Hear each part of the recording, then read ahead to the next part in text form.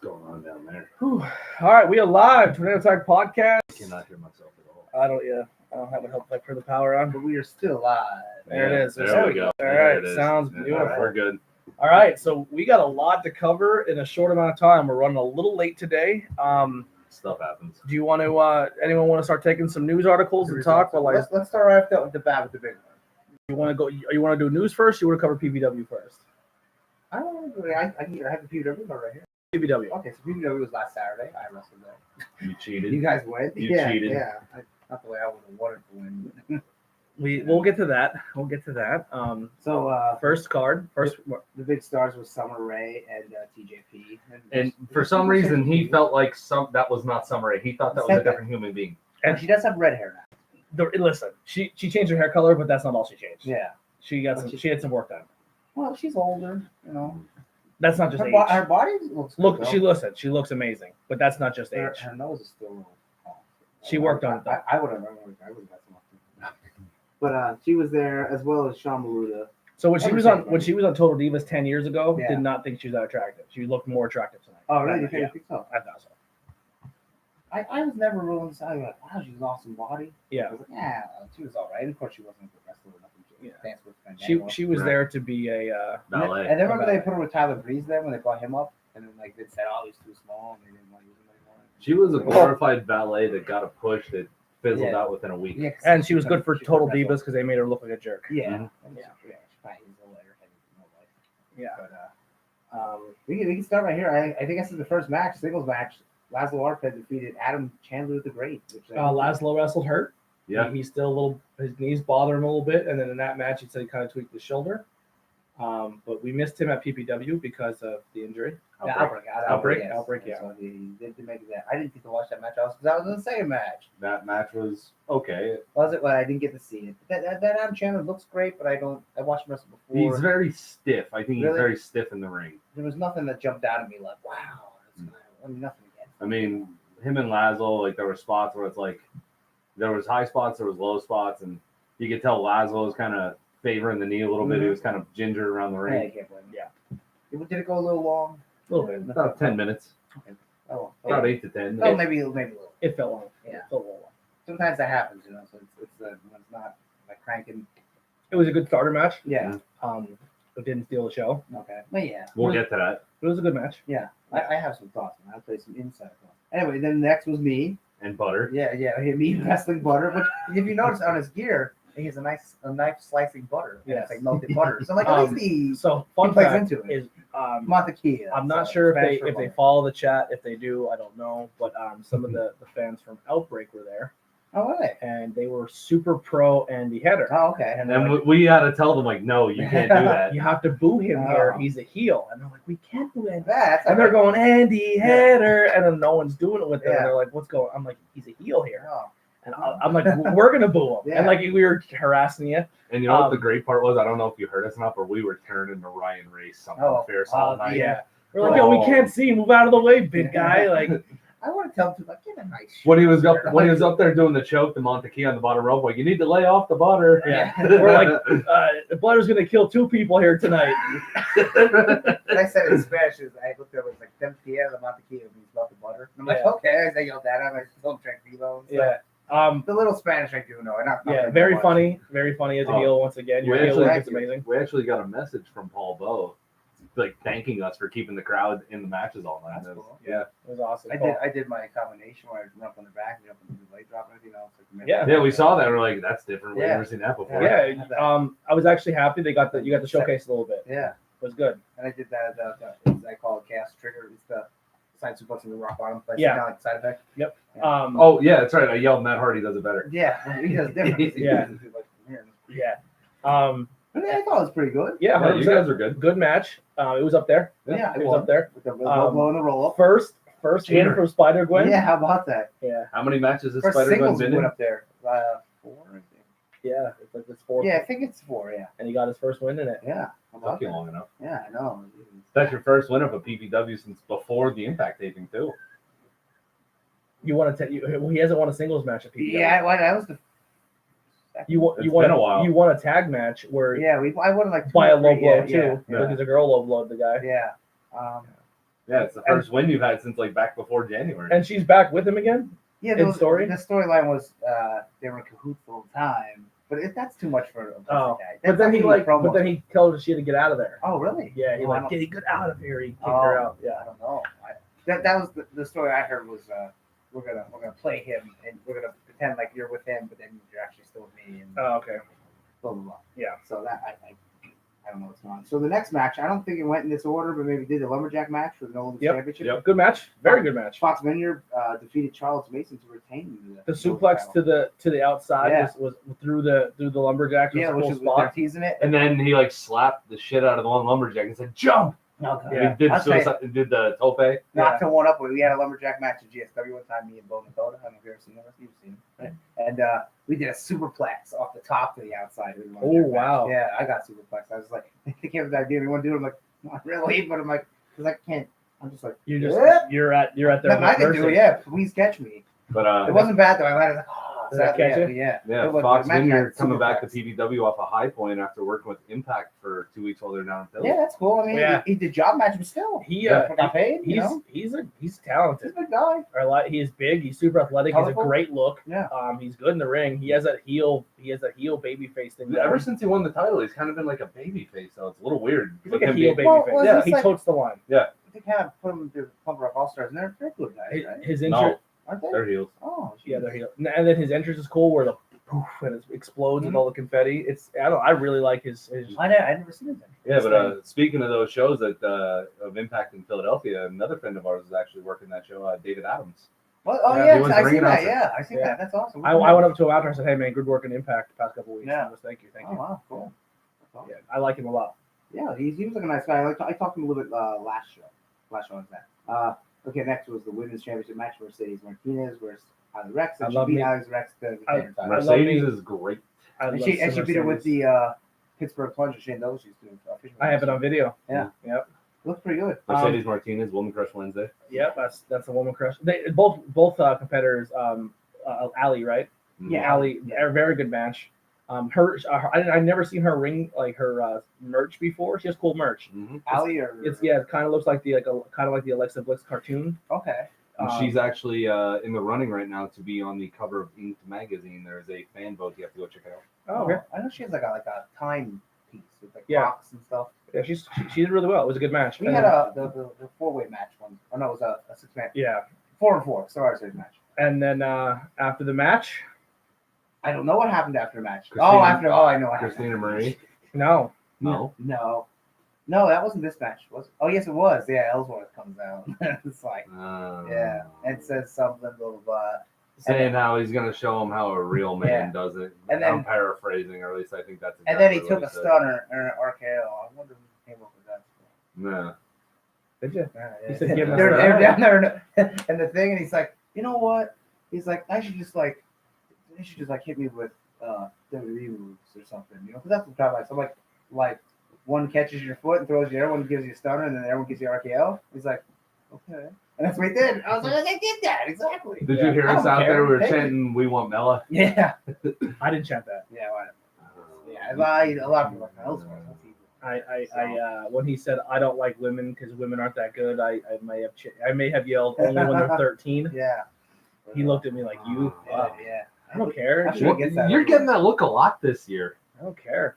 Sure he gets it. First you got it from Randy Orton, now James Ellsworth. Well, Jeremy Orton was as fun. James Ellsworth sends dick pics to young girls. Yeah, so It is what it is. I don't. And listen, I could be completely wrong. Maybe he was set up. Maybe he was framed. He may have because he's still somehow working. So maybe he got his name cleared. yeah, I don't know. I never heard what happened with that. Not good. Yeah.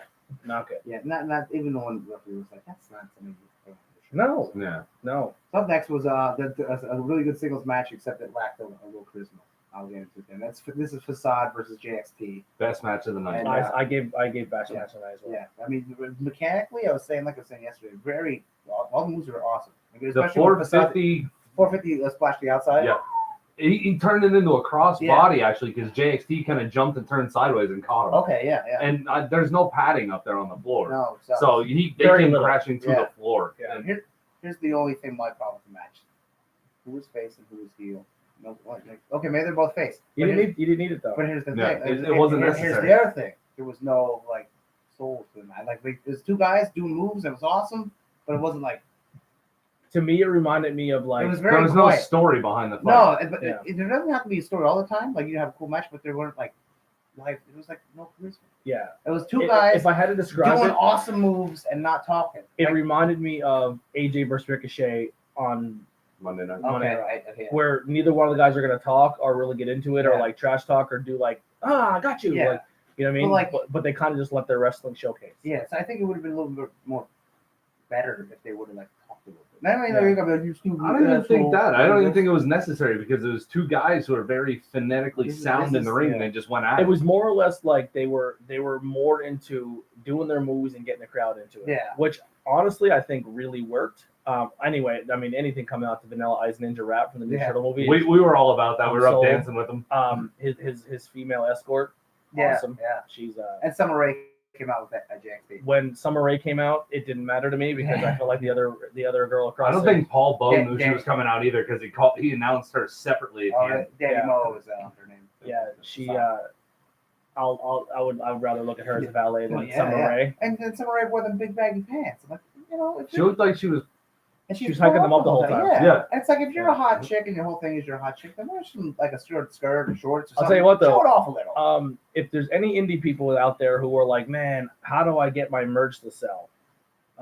Do a match like that because after that match was Mhm. over, Facade, you couldn't even get to him. Really? you couldn't get the Facade or JXT. JXT. They sold their stuff. It was literally like 15, 20 people deep at each table. Like as soon as they would leave one table, they'd go to the other. That's cool. Yeah. Good. They were packed. Yeah. And that was a great match to send it in the. Intermission. Yeah, that Yeah. was a great way to go to intermission because Good match. the fans were so hyped for the second half after that match, and they went right into The card was structured very well. Yeah. They went right into the tag team Yeah. battle royal. Yeah. I just thought it was very well. Like you guys, literally, it started off with the Laszlo, which is kind of getting them out the gate. Yeah. Got them up a little bit. Then you guys took it up. Then the women's took it up. Then the battle royal took it up. And then they fucking hit their peak at the intermission, and they never let up. Like it was just kind of Yeah. maybe there was one match that could be considered the letdown, Okay.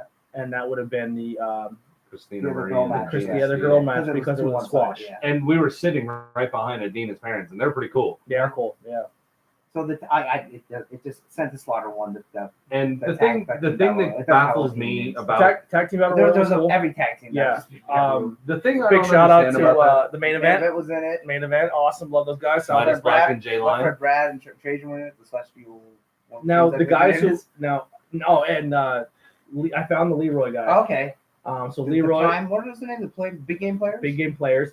He came out and wrestled with a switch, which I was terrified. Yeah, by. I was like, screaming. I told him that. I said, man, I'm Like scared of that I switch. saw that, and I was like, please tell me that's not turned on. in the Yeah, it match. was. It was. He's just laying there playing. He's like, I'm playing Mario Kart. Yeah. But no, like when Sent the Slaughter came out, I turned around, and I saw them like really, like they've only been there maybe 2 or 3 times, and They're big they're the dudes. last 2 out. I will say that damn Matt very intimidating, but he was in there. I was watching him. He's actually working. He's taking the stomach. Who's that? That big guy, Dan Matt. Yeah. He's He was for working. how big he is. Yeah. He is sound in the ring. Yeah. Usually a big guy like that's Yeah, you're like, kind of like a oh. Ryback, Yeah. but he's sound. That's the guy who came out Well- and beat up the skateboard kid or the No, hoverboard at the kid? very end. Oh, the two- The two So, at the end. so that's they're Sent two the dudes Slaughter. from Allentown, right? They work with WXW a lot. Do they? Yeah. Yeah. Dan Matt used to be in CCW. They are the And WXW tag team. Okay, yeah, they are. Yeah. I mean, I'm not familiar with. I have no idea who they Donovan. were, but when they came down and the Yeah. whole ring, they sold it perfectly. Like, Yeah. oh, The whole ring just stopped and looked up, and it's like, I like when they started like beating the Shit. shit out of each other to get psyched up to beat up everybody else. That was cool. I was like, and then "Ah." everybody jumps them. Like it was perfect because it's like the it whole. sold it as their powerhouse. Yeah. It basically told the story of like, oh shit, we got to get these guys out of here. that's And then how it came down to South Philly's finest. And then What happened to Johnny Moran in that match? Because I His remember, partner wasn't there. I know where was Clutch. I don't know. He couldn't make it, I guess, because he wasn't there at all. Because I remember I looked down. He wasn't in long. I looked down to grab my drink. I looked back up and Johnny Moran's gone. I'm like, where did he go? Yeah. So that was good battle royal I thought it was pretty or good. good Royal Rumble, whatever you want to It call was it. it was I sound. taped it for oh God, what's her name? Oh yeah, Lobo showed yeah, up. Yeah. Him and Sam Adams. Sam Adams. Came That out. was different back. because I taped it for them. that was he, a good. That was he a good hasn't pop been too. there in months. Yeah, My first match was with him there. he's good. I like watching him. Was Silas Andrews? Yeah, Silent Andrews. Yeah, Siler Andrews. Part of the I'm having a brain fart. The Sambo. Sambo Yeah, podcast, yeah. which we're huge fans. I love that. I love those guys. They're from Alabama. Yeah, he worked the Samuel Ross benefit is from show. I saw him down there. He I'm was like, just with Samu Yeah. in a photo. I actually I used to work with Samu's sister at American Eagle. Really cool girl. I got to get out there to an Allentown show. I never They seen ain't that. bad. I did like 2. Yeah. and they It's do it a in nice building. it's a small building, It's but nice. once you walk in, it's like, holy shit, the room's huge. It opens up. Yeah. Yeah. It's big enough for I wrestled Sean Connery last night. Yeah. I would love to see that. That'd be a good match. Yeah, that's pretty Actually, he came up to me after the Battle Royal. It was crazy because most guys kind of like just hung out back where you guys normally hang out, and they went right back and sat in the right by their merch table the whole night. And then he came over. He's like, "Hey man, thank you so much for plugging the show, and I like what your guys are doing." Oh, cool. Yeah, and I didn't expect it. And that was cool. Like Yeah. that was awesome. And then we talked to the Wicked Turtle guys, and we talked to them for a while and setting some stuff up. We might have a collab coming soon. Yeah, he Yeah. asked me about it. Yeah, and love those guys. They're fun to work with, and and it's cool because a lot of times you meet people that are content creators, and they're kind of like, well, I'm not going to work with anybody else, and that's not our strategy, and that they clearly showed to us too that that's not theirs, and it was fun. It was fun to have 3 awesome content creators in the building, all supporting local wrestling. Yeah. And one of them being a local wrestler, Yeah. well, 2 of them because you're part of us too. Right. So yeah, it was awesome. It was a cool experience. So moving on, Pat Buck defeated Michael Orlando. I don't know Pat Buck from All Around. Did he do TNA stuff? I'm nothing against him. He came out with what, Evil Dead stuff? He had like on? Evil Dead stuff on. Yeah, Apparently, his gear was very I'm pretty nice. sure he worked in the WWE in the late 90s. Really? Yes. Oh, he didn't look that old. It's Well, just kind of I'm not funny familiar. because I didn't hate the match, but it didn't do much for me. Okay. it was kind of funny because we went and we did our thing there for a couple minutes in between that match. Yeah. And I turned around and all I hear is 1, 2, 3. I'm like, Orlando lost Yeah, again. it doesn't say what he won. I don't know. I don't remember how He rolled him up. Oh, Oh, is that what it was? yeah, We were talking to the sauce guys. Oh, okay. Yeah. We Sauce got is very good. I tried it. we got the sauce. We got the sauce, the Goomba sauce. Then he had Speaking of which, check out Goomba's hot sauce. the singles Hot match. salsa. Christina Marie defeated Dina Steele, which was That match, That was I'm the sorry for a 5-minute squash. They could have did so much more. Especially they made it really a big deal that Adina was debuting Yeah. not too long ago, and she's like she's like a Yeah, And you then gotta you- give her and some now- steam, yeah. you know? And now they just have Christine as this like mega heel, just like 30-second matches. I'm like, I would, if anything, I probably would have squashed. I would have had Orlando squash the other guy because obviously Orlando's you're going to eventually put the title back on. Yeah, I don't know that Pat Buck guy's come back. And I would have built up your female division and made it like kind of. I mean, obviously you're making Christine go over heavy, Yeah. and she's super strong, and she's gonna go against Mercedes. She'll probably beat Mercedes because Yeah, they're not gonna have Mercedes. they're not gonna have back her to back, all the time. I mean, she missed 2 shows and then she came back for this one, so Yeah. scheduling's definitely difficult for her. Yeah. She's awesome. Honestly, if there's a major promotion out there that's looking to put I don't know their, why they didn't sign her after when they're young. I'll tell you what, She man. was in both of them. She can carry a company. Yeah. Like you could put the belt on her, and she can I ride thought out a would go to company. NXT, And I was she's like, just another great woman who has great submission skills. And she has great charisma. And I was thinking, is it because of the looks? But I'm like, wait, she in basement. So, I think she's gorgeous. so like, I think she's good looking. She got that Bailey dunk on She her. got a dunk, but I think she's a very pretty girl. Oh yeah. She's not like your supermodel pretty, but No. I honestly, she's the type of girl who she's super confident in herself, yeah, well, and she has a great So, personality, and she is pretty. And to me, that just makes her like a lot of people don't think Ember Moon's that pretty. Yeah. Really? Like I think she's gorgeous, and her personality and everything she's into makes her way more attractive to me. And then when Mercedes came out for the run-in, she had a Batman hat. Yeah, Really? Yeah. Oh, cool. and she gave us a lot of love on our side. Yeah. She was cool as fuck. She's Yeah, very nice. I got a picture with her. I'm not sure if I shared it on the page. Yeah. yeah, her and TJ. And then finally, the main event, triple threat for the heavyweight title was Evander James defending against Sean Maluda and TJP. It's a good match. And It was he good. He won. I don't know how he won that. He actually pinned He TJ. pinned. No, he pinned Oh, yeah, Sean Maluda. He pinned the Uso guy. Yeah. Sean He Maluda. looks like the Uso Well, guy. he's a cousin. He's Are they not. cousins? Yes, I thought he wasn't related. he is. He's like a cousin. Okay, this He's a man. cousin. Okay. Yeah. I thought you were But, Uso. The thing that killed me about that match is Evander James kind of sat outside on the outside. I'll let them two go. Yeah, he let those two work like 80% of the match. Now, And then when TJP put him in the knee bar, now he's like favoring the knee, working the knee's hurt. And then it's like, oh, I'm going to hit this and hit the win. And maybe he was I don't want to say scared, a little intimidated and like a little like them. Yeah, you got two Cruiserweight Classic guys in there. Yeah, but what's there to be intimidated about? He was in there high flying with them. I mean, he fit in right in the match. Some people are. It's like someone said to me, and one guy's like, "What's the matter? You're both wrestlers, right?" I mean, somebody didn't know it wasn't You're smart. both here to I'm do like, a job. makes It's nothing. makes sense, It's nothing different than what you do any other night. Yeah, We'll take them both the same way. Yeah, he's a good champ. I don't see it I lasting. couldn't see a long term, and Yeah. I'm not, and that's nothing And against he's a him. two-time champ, but the Yeah. first time was very short. I wouldn't. Thanks to Bubba Ray. Yeah. And that's nothing that I would hold against him. Like, not saying that he's not talented, because he is. I think he would be more of a what's the other title that the other guy has? The No Limits. The no. I think he'd be which good. is like the Intercontinental. Yeah, I would. Or the TV title. I think he'd be a good no limit title. I didn't even know they had a TV title. Jason King has it. Yeah. I think which is the TV title. I mean, they do have a TV show. A lot of indies have TV titles. I said to South Philly's Finest on the way out, I'm like, have you ever noticed that John West looks like a knockoff, cheap, poor man's Big Cass? Kind of does. Yeah, they thought it was funny. Yeah, but I mean, it was overall, it was a good show, man. I really enjoyed it. I thought It was one of the better shows I've seen up there, and I thought completely happy. I about it. thought it's been one of the best indie shows I've seen of any promotion in a long time. Like, I thought they brought their game. From what I seen was all. I thought the first half. I thought your first half favored your second half. I thought Okay. I would go first half all day Yeah. long. I mean, next month's show has some promise, but I'm not too oppostic. There's about no matches Kelly announced, Kelly. though. Huh? There's no matches. I know. announced. I'm just looking Yeah. at who's going to be there. Well, I think Kelly's gonna. Kelly be Kelly will be a valet. Yeah, I don't think. Evil Lise is going to put on an amazing match. Who's she gonna wrestle though? It shouldn't matter. It It does. does. It matter if, So, if they bring in some girl. If you have Mercedes going against Christina Christina, Marie. yeah. Christina Marie, does Evil Lise wrestle Adina or does Evil Lise wrestle? now Ali probably. Which one? I wouldn't. Pretty good. that would be a better match than Adina. You could even reach to only her Lucha because Underground roots and have it a mixed tag match. only, Yeah. maybe even because you just squash Adina. Yeah. How you gonna have her go up against now like Yeah. a Lucha Underground star? Yeah. I'm like, And she won't win. Like, if Yeah. she wins, like, obviously if she wins, it's good, but it's just not. You have to build her back up now, yeah. and that's, I don't know. That might not be. I a wouldn't good have way did a to- squash. I would have did. Maybe the squash at first, but I would have had her fire back for like. Yeah, And there's 3 minutes, no almost win, but then at the end, Christine has to cheat and she. Yeah. That's what I would have did. And Evil Lise was reported to be at the Performance Center, but there's no sign if she signed or not. Yeah, I remember she was there a while ago.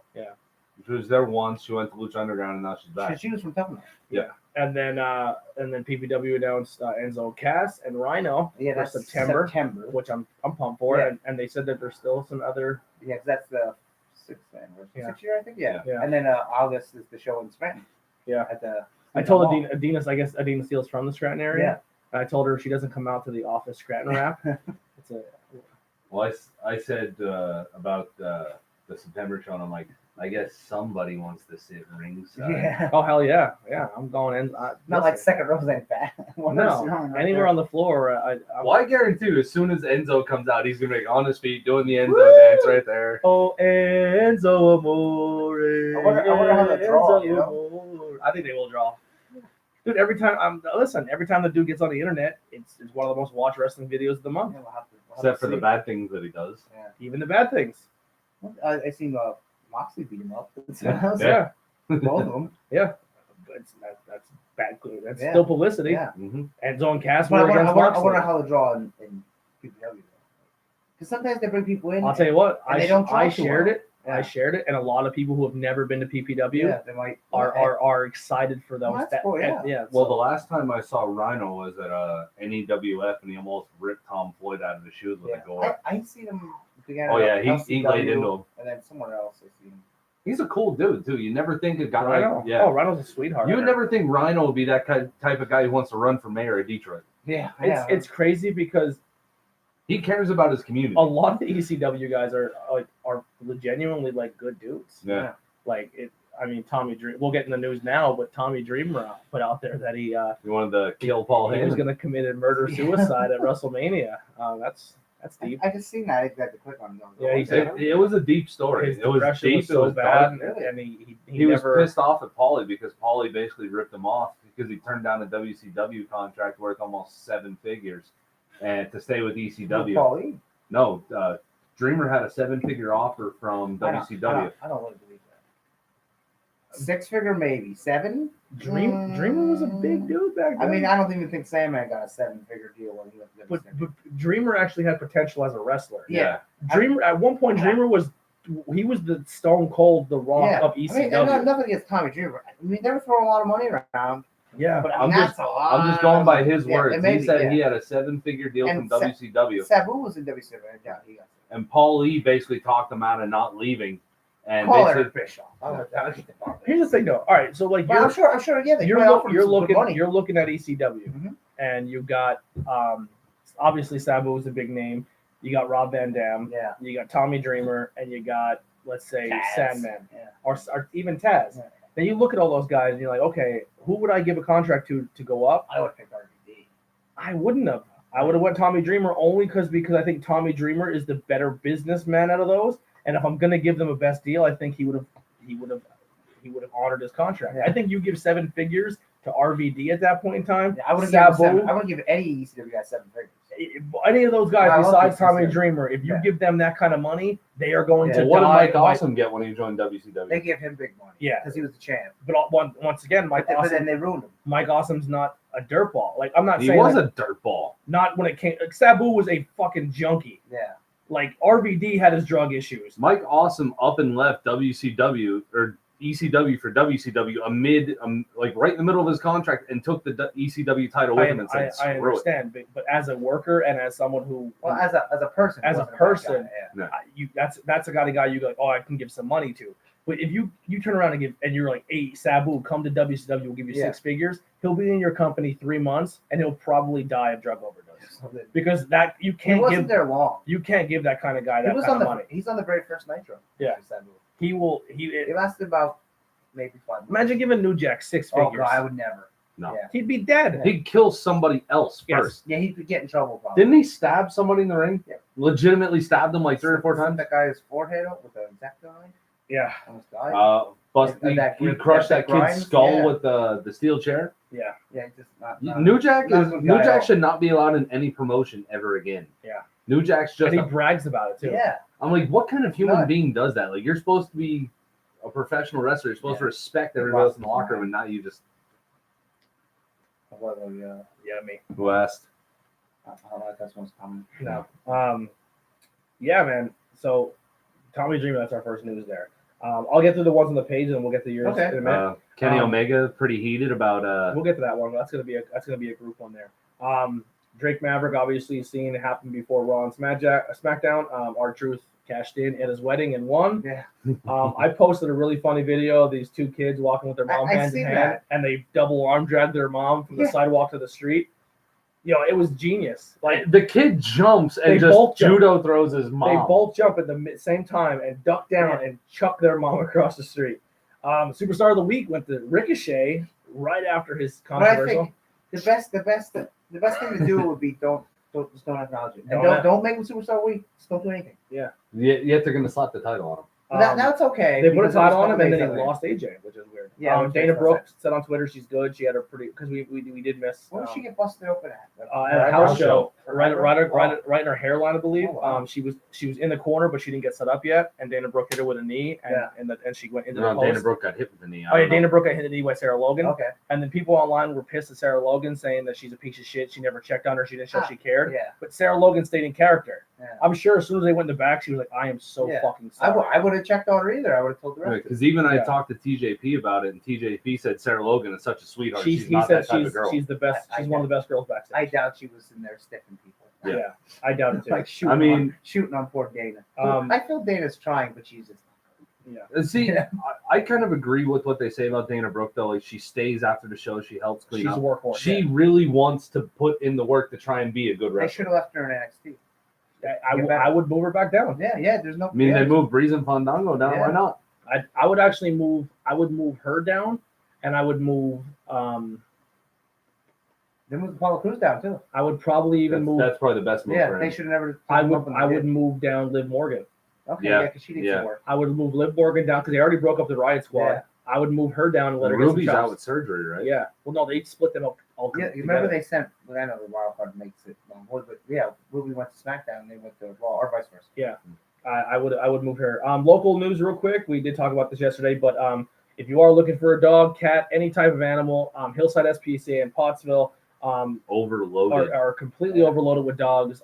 We have a lot of people in the area who are dog hoarding or just not taking care of their pets, which is super sad. Well, they just got another guy from Mono the other day who said 18 dogs. Yeah, he was breeding them and making money off them, just breeding them and selling them. And they were not. And all the dogs looked terrible. Really? Yeah. So there's dogs out there. Huge shout out to a friend of the podcast, Chris Russell. He actually went and adopted one of the dogs that were taken out of Monty Township. That actually is missing an eye because of how bad he was beat up. Wow. Like, adopted a dog. Just if you're looking for a pup, go out to Hillside and help out. And they're actually, I think they said they're actually starting to waive some of their fees, just trying to get them home. Yes, and be a good person. Don't just go get a fucking dog. Like don't get one if you don't want to take care of it. Exactly. Andy, if you're gonna get a dog, take care of it. And because here's the thing, there's nothing more heartbreaking to me of hearing that a dog, was in the pound and went through because that's probably not easy for a dog. You know what I mean? It's stressful. And then you bring your dog home and then you're like, I don't know if I want a dog anymore. And then you put the dog right back. Like, that's terrible. You don't do that. Yeah. Take care of it. The guys over at Wicked Turtle, they did a review of Aladdin and I thought it was a good movie. Detective Pikachu. I didn't see it yet. I can't speak on either. Trying to see what else we got here. There's the finish. The Orange Cassidy getting put I to believe sleep. that's Jervis Cottonbelly. Yes. Yeah.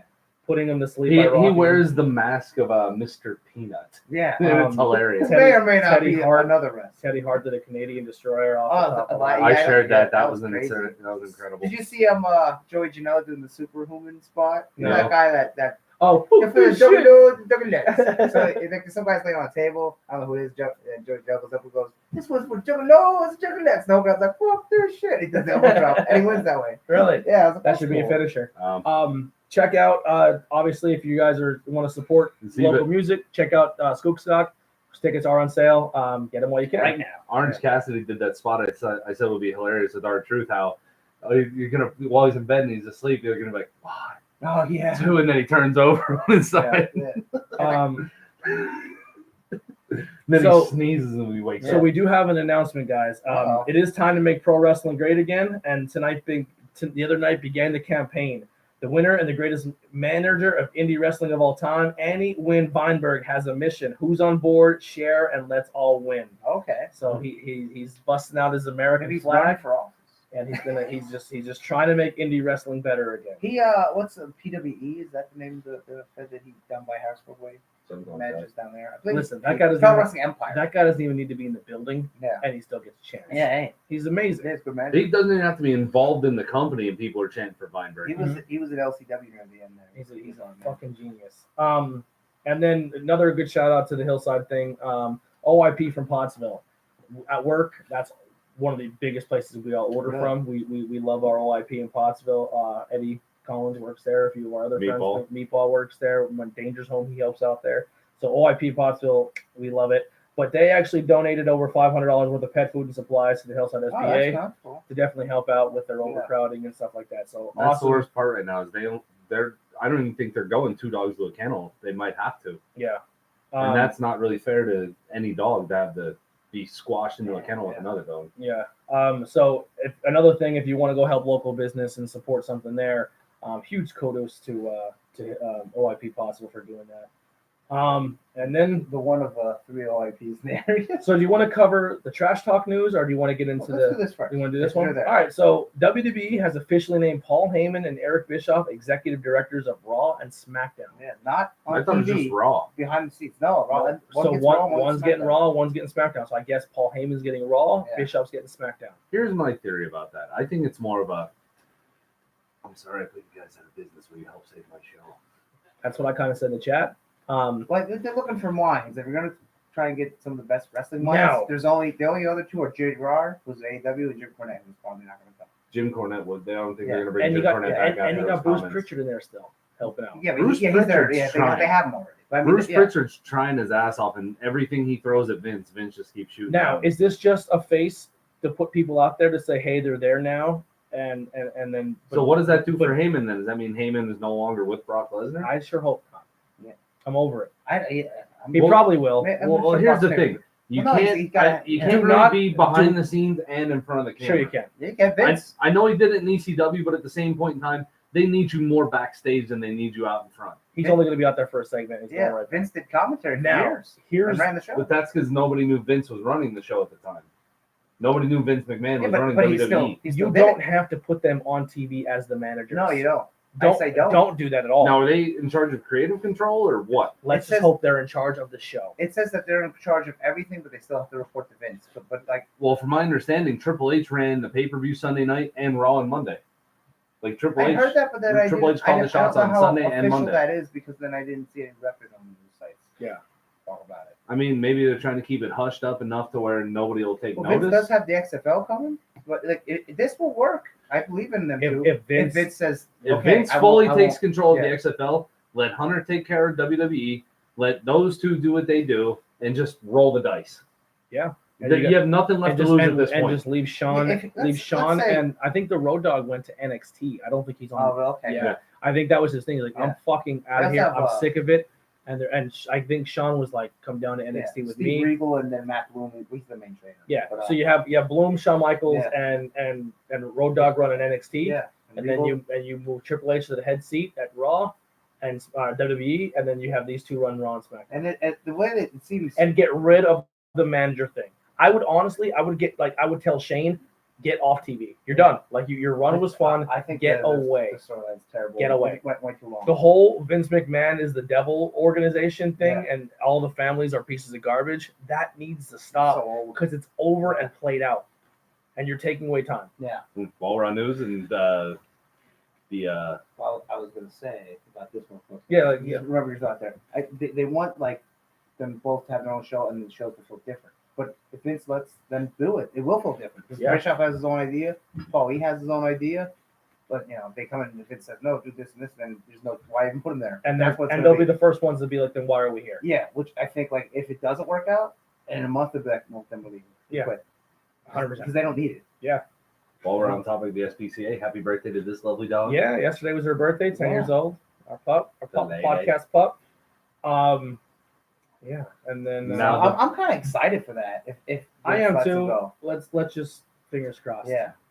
And now let's get to the big news. Kenny Omega is completely heated about WWE and their choices. Oh, I thought we were going to Well, talk about Will Ospreay's. Yeah, so it did. We can go there too. It started with Will Ospreay and Well, Seth yeah, but Rollins. the Kenny thing's a little different. Yes. So We'll do that one first because that one goes. So WWE said they're going to put the Evolve's 10th anniversary show on the network, but it's the same day that As Fight for the Fallen. which it was already scheduled, but WWE didn't have to say, put on the network. Would they put on the network if AEW wasn't running? No. Probably not. No.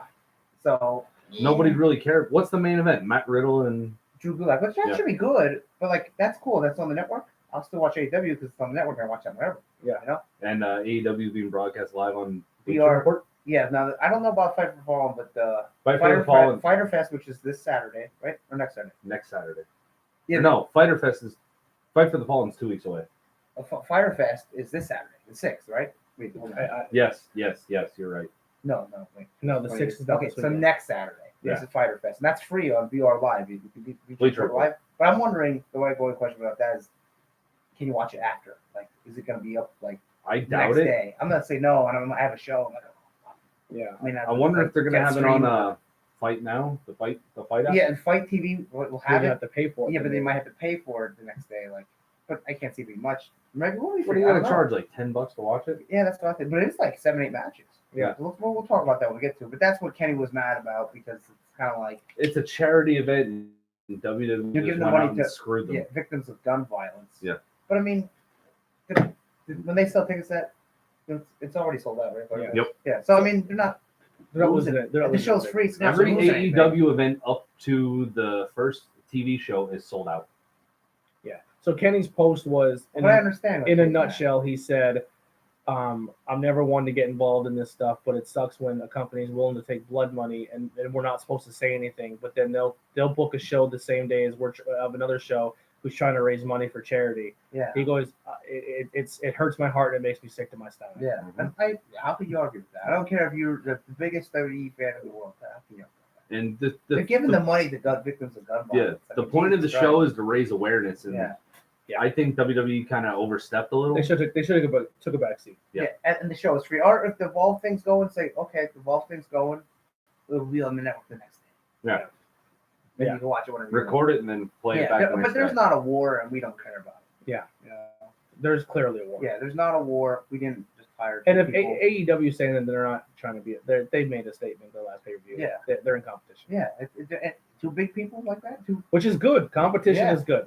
Look how great. And, Now- and for wrestling fans, I know we're months out. You don't have to pick a side. It is okay you to can watch everything. Yeah. No, it is okay to watch But both. you But can like I know we're one months more. out. But what happens if AEW blows it out of the water that first week?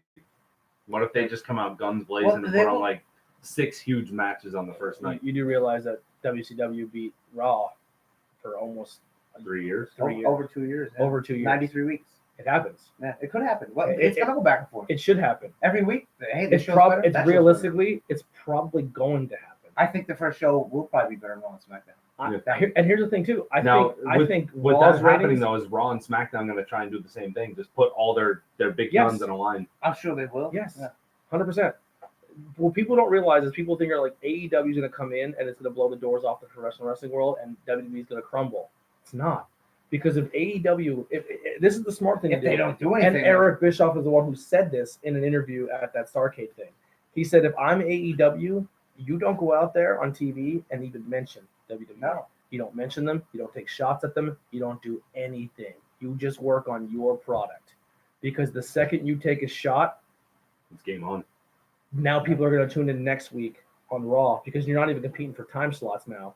They're going to tune into Raw and SmackDown to see what Raw and SmackDown's answer is to AEW Yeah. shot. and he knows that from personal experience. Yes. And so I would refrain from shots. Is it going to help? No, It's because going to happen eventually. You can take little ones like hidden, like yeah, but Easter eggs. the way it's going to go down is people are going to tune into both because they don't know what's going to happen. Yeah, And AEW, and that first There's AEW a show lot- is going to be crazy. there's a The lot of first one. guys out there right now who aren't signed. There's a lot of guys out there who are coming up on contracts. There's a lot of guys on that are unhappy. Maybe they might get happy. And if this gets- AEW didn't go crazy and sign everybody at one Which is shot. good. They You grabbed see, it. that's the thing though with AEW is now there's they can't sign it. yeah, but now there's a place to go that's not WWE, that's not Ring That's, of Honor, that's not in America. Japan. That's a big place. Yeah. What's going to hurt? Who's going to hurt in this deal? Ring Is of Honor. ROH. ROH. ROH and Impact are in trouble. Well, Impact is technically not in the States, so Yeah, they're in Canada now. Yeah. They're home. and that's tough But on a here's lot of these something. guys who take independent Do bookings. you know there's an ROH pay-per-view tomorrow night? Did not. I- I just found out today. What's Exa- tomorrow night? Exactly. Yeah. Do you know what the main event is? Nope. Probably Jay Can you Lethal guess and one Matt person? Taven? Jay Lethal and Kenny King. Because remember we won that battle royal at G1 Supercard? Yep. And he gets the house back. There's one match. I don't know. So wait, who's the champ? Jay Lethal. No, yeah, that's Did right. Matt Oh, no, Taven oh, lose the title? No, I guess he did. Oh, Matt Taven's still the I champion. just assumed Jay Lethal was the champion again. No, Matt- well, that's the main event. I don't know what Matt Taven. Yeah. I'm trying to find the card. but, Exactly. Good job, Ring of Honor. ROH is in. Where's the promoting in this? Like, I love a good ROH paper. Everyone's all like saying, "Man, ROH." They're, the worst they've ever been. if any company, Kevin Owens invites fan involved in Ring of Honor Bully Ray and Yeah, I see to that. a show. yes, What happened? He said he messaged him privately and said, anytime next time we're in WWE's in there, you let me know and I'll get you some tickets. Well, Bully Ray, I guess, went to the fan and said, Oh, did you know what happened from the beginning? No, Okay, so the fan was apparently yelling at Velvet Sky, which is Bully Ray's girlfriend, whatever. I thought they broke up. And they said that he was yelling things that were too bad. So they went and security got him and took him backstage, which right there, no. If he's Don't yelling, kick him out. Yeah. Don't take him backstage. And then Bully Ray got in his face and like intimidating him and stuff, which that's lawsuit. It's not. You're It's not not. even yeah. supposed to. Yeah, and they said, go back out there and be a fan. What you said was offensive. Well, if you're a wrestler and you're a heel, people are going to yell offensive stuff. If you're a girl, people are going to call you a slut, a whore, you suck dick, all that. It's okay. You're going to get that. Raw in the '90s, man. Yeah. ECW, she's a crack whore. Like, Everybody chanted like, and I'm not a Yeah. fan of these words, but gay, fag. They Yeah. were all thrown. Like Goldust was called fag every week. yeah. Like it was But if you're a heel, crazy. people are going to say bad things. Yeah. And maybe he was saying, you fucking, your cunt smells. Like, okay. Yeah. But then throw the guy out. Yeah. Okay, tomorrow But night anyway, is. they did that, and then Kevin Owens, after he held the thing on Twitter, because ROH didn't do anything, he said, next time you're in town, you message me, and I'll get you some tickets. And he did. Yeah. That's pretty So cool. tomorrow night is Best in the World. It is in Baltimore, Maryland, night 1, Best in the world. Yeah. and then night Who 2 they did that? is in Philly. It's a 2-night Oh, wow. pay-per-view. So Saturday night I is did not in know Philly. that. It is at the UMBC Event Center night 1 and the 2300 Arena night 2. No, the ECW arena. I will be in Port Clinton Saturday to support my boys at Bad Maggie. Okay. Who got their Port first Carbon, not Port Clinton. Port What Carbon. I was gonna say, wrong what, with the you? peanut shop? I'm at one of the ports, and I'm supporting my boys at Bad Maggie. I can't think of another one. Because it's their first block party. Oh, cool. Yeah, they got Cool. their Are you first gonna block stop party. out? That's good money for I'm me. gonna stop out and get a Bellini. No, because I'll be extra wrestling. Yeah. Okay, so night Alright, 1 well- in Baltimore, for the Ring of Honor World Championship, it is Matt Taven versus Jeff Cobb. You know, I like Jeff Cobb. So what do we have to do for you for your next Outbreak show at Hamburg? Yeah. Underneath the Spider Gwen, you're rocking the Tornado Tag shirt. Oh, okay. Yeah. Match 2 is Shane Taylor, the Ring of Honor World Television Champion versus Bandito. You know, Bandito's great, but I'm not real familiar with him. Silas Young versus Jonathan Gresham in a pure rules Silas match. Young, who is that? Silas Young's about 40. He looks like an old 80s wrestler with a mustache. I feel like I've heard his He looks like an old long cowboy. long blonde hair, like slick back, and he looks like He has dark Magnum hair. PA. Yeah, he has dark hair. Yeah, I'm not real familiar. Jonathan What's Gresham a looks- pure rules match? Okay, so the pure rules match is you get 3 rope breaks per match, and there's also rounds. I think it's 5-minute rounds. It used to be a pure title in ROH. And you can't do any open hand or any closed fists, and no weapons, and I believe nothing off the top.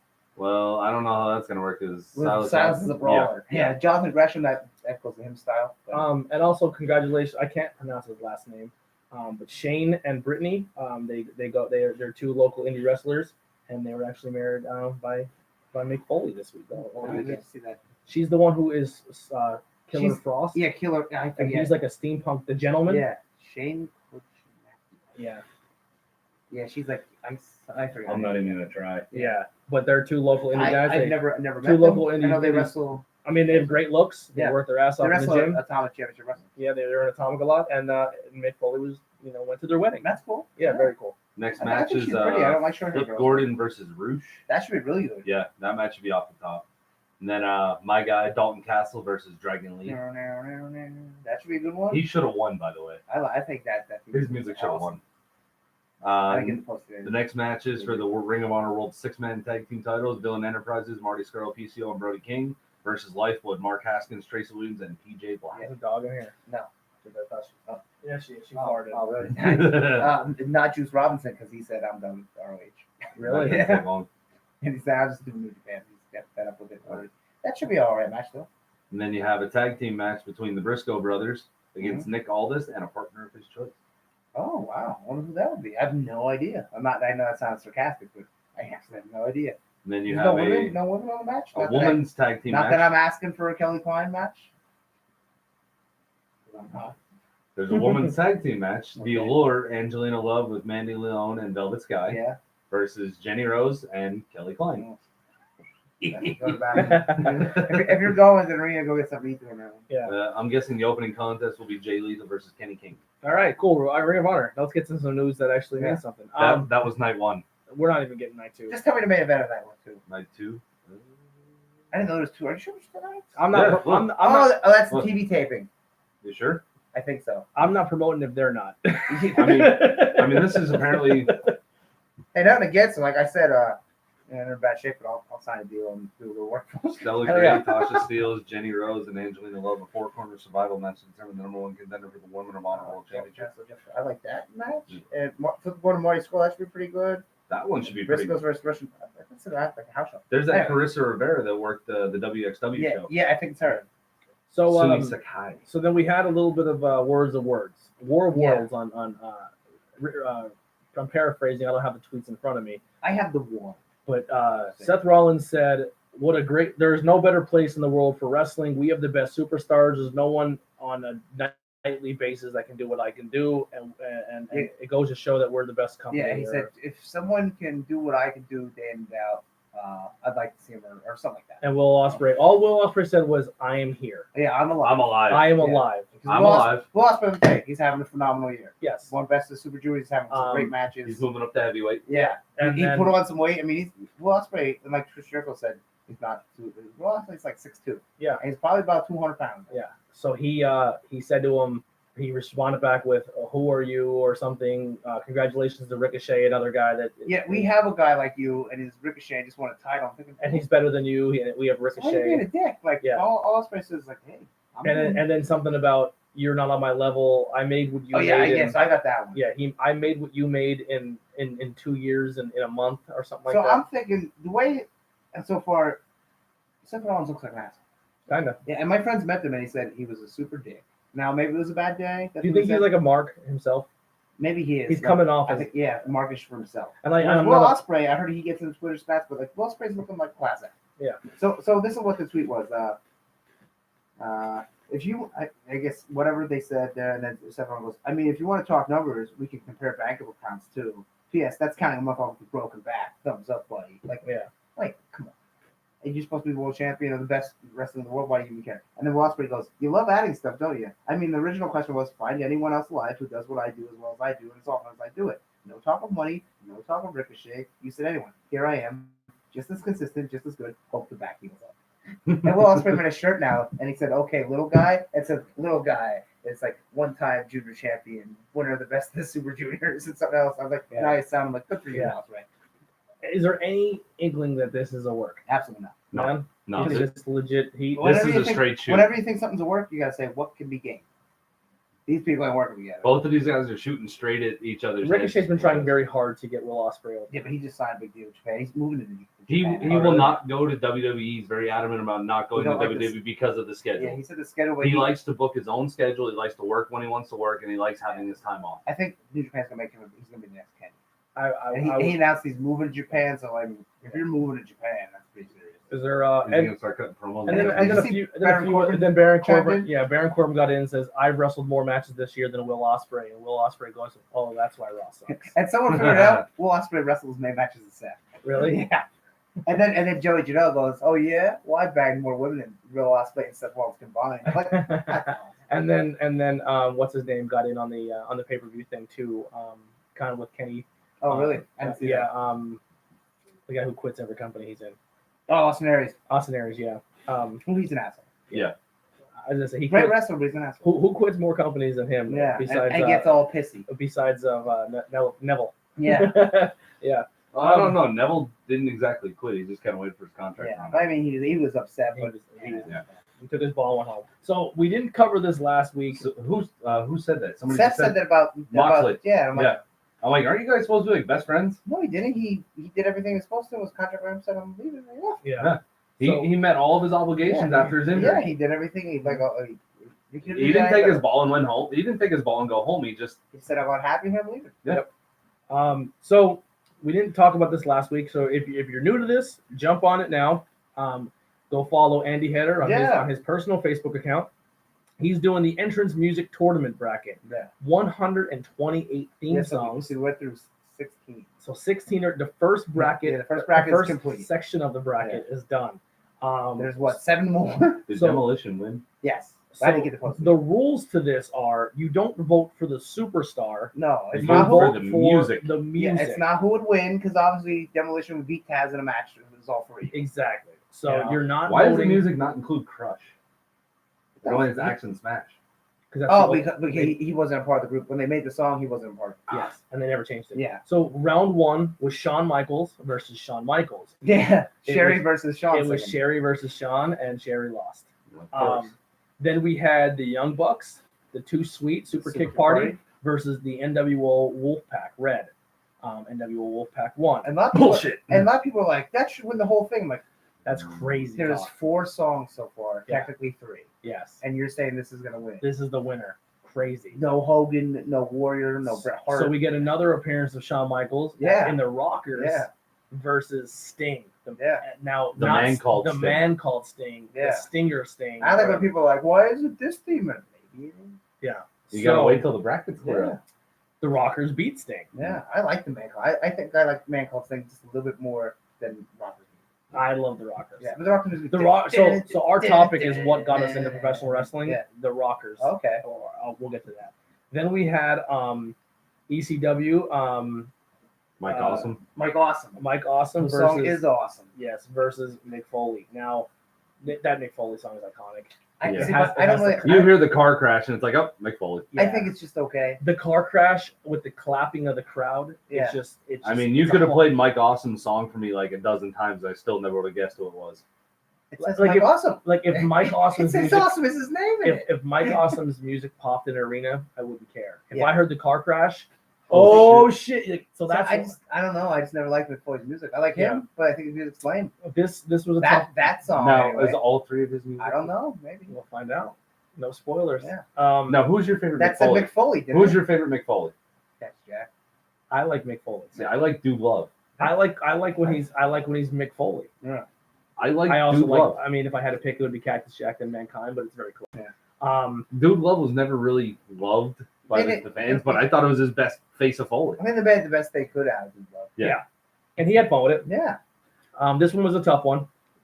There's some tough ones. This was not tough as in like, oh my god, they're so good that they're tough. Yeah. It was like, oh boy, Yeah. which pile of shit do I want to eat first? I like Honky's music. It was Honky Tonk Man versus Fandango. Honky Tonk I voted for Fandango. I love Fandango's I music. went Fandango as well, only because I've never seen anyone in the crowd pop for Honky Tonk Honky music, Tonk Man. and Fandango's actually had some crowd Yeah. appeal. I mean, Honky's music is pretty And good. I'm pretty sure the Honky Tonks man never had a full crowd movement No, at WrestleMania exactly. either. No, That's what I went with because I feel like he never it did. gets the crowd. But it is a good for a gimmick-wise song. It's Yeah. pretty good. And this song here, it won, but man, the people were not happy with it. Didn't think it was that good of a song. Kurt Angle's TNA music was horrible. I didn't mind it. I hate it. I like that, but the rap is awful. It says about he's gonna beat your ass on Thursday night. I'm like, why? Dude, the You suck. I don't even like the "You Suck." Yeah. I don't. No, I don't like that either. I just like it. You know that song was originally for the Patriots. Yes. Mhm. Anyone who had an American style theme, Yeah. it was used for Yeah. that character until Kurt took it. But Joe's music, it doesn't. It's not even supposed. It's not. Bum. It's like Godzilla. Dum, dum. Joe's, I like His Joe's ROH one was the TNA music. actual Godzilla thing, and then it went Really? into some Mama's gonna knock you out by Marky Mark. That's cool. Yeah. And see, I like Joe's LL Cool TNA J. theme. Yeah. Yeah. Joe's music in WWE is awesome. Yeah, I love it. It's one of the best. I think it's one. I of the like it. best. And when the crowd's going, Joe, yeah. Joe, it just When he came, gives- Joe can come out to anything and the crowd's gonna chant when he, Joe. no, when he first came to NXT, it was awful music. It was like Yeah, high pitched, like it was trumpets. terrible. and then like when he just Yeah. I think it's I think awesome. that should put the world title on. Yeah. It's coming. And not to take it off Kofi, but I'm just saying he's It's world coming. champion. He would be the one I give it to Kobe. And But maybe Easy will push him. yeah. If he has control. This one was tough because they're both knockoffs. Yeah. What? They're both knockoff songs. Well, the one is completely. I mean, you can't get any more I close. know. Yeah. So one is we got Down. Evan Dalton. Dalton Castle. Dalton Castle, which is a queen. It's his queen. And I'm sorry, I love Dalton Yeah, and Castle. I it's love called his Dalton. music. I love his entrance. Dalton Castle is probably one of the most charismatic people in professional wrestling. It's called Don't Want It All, and of course the theme song's called V1. Yeah.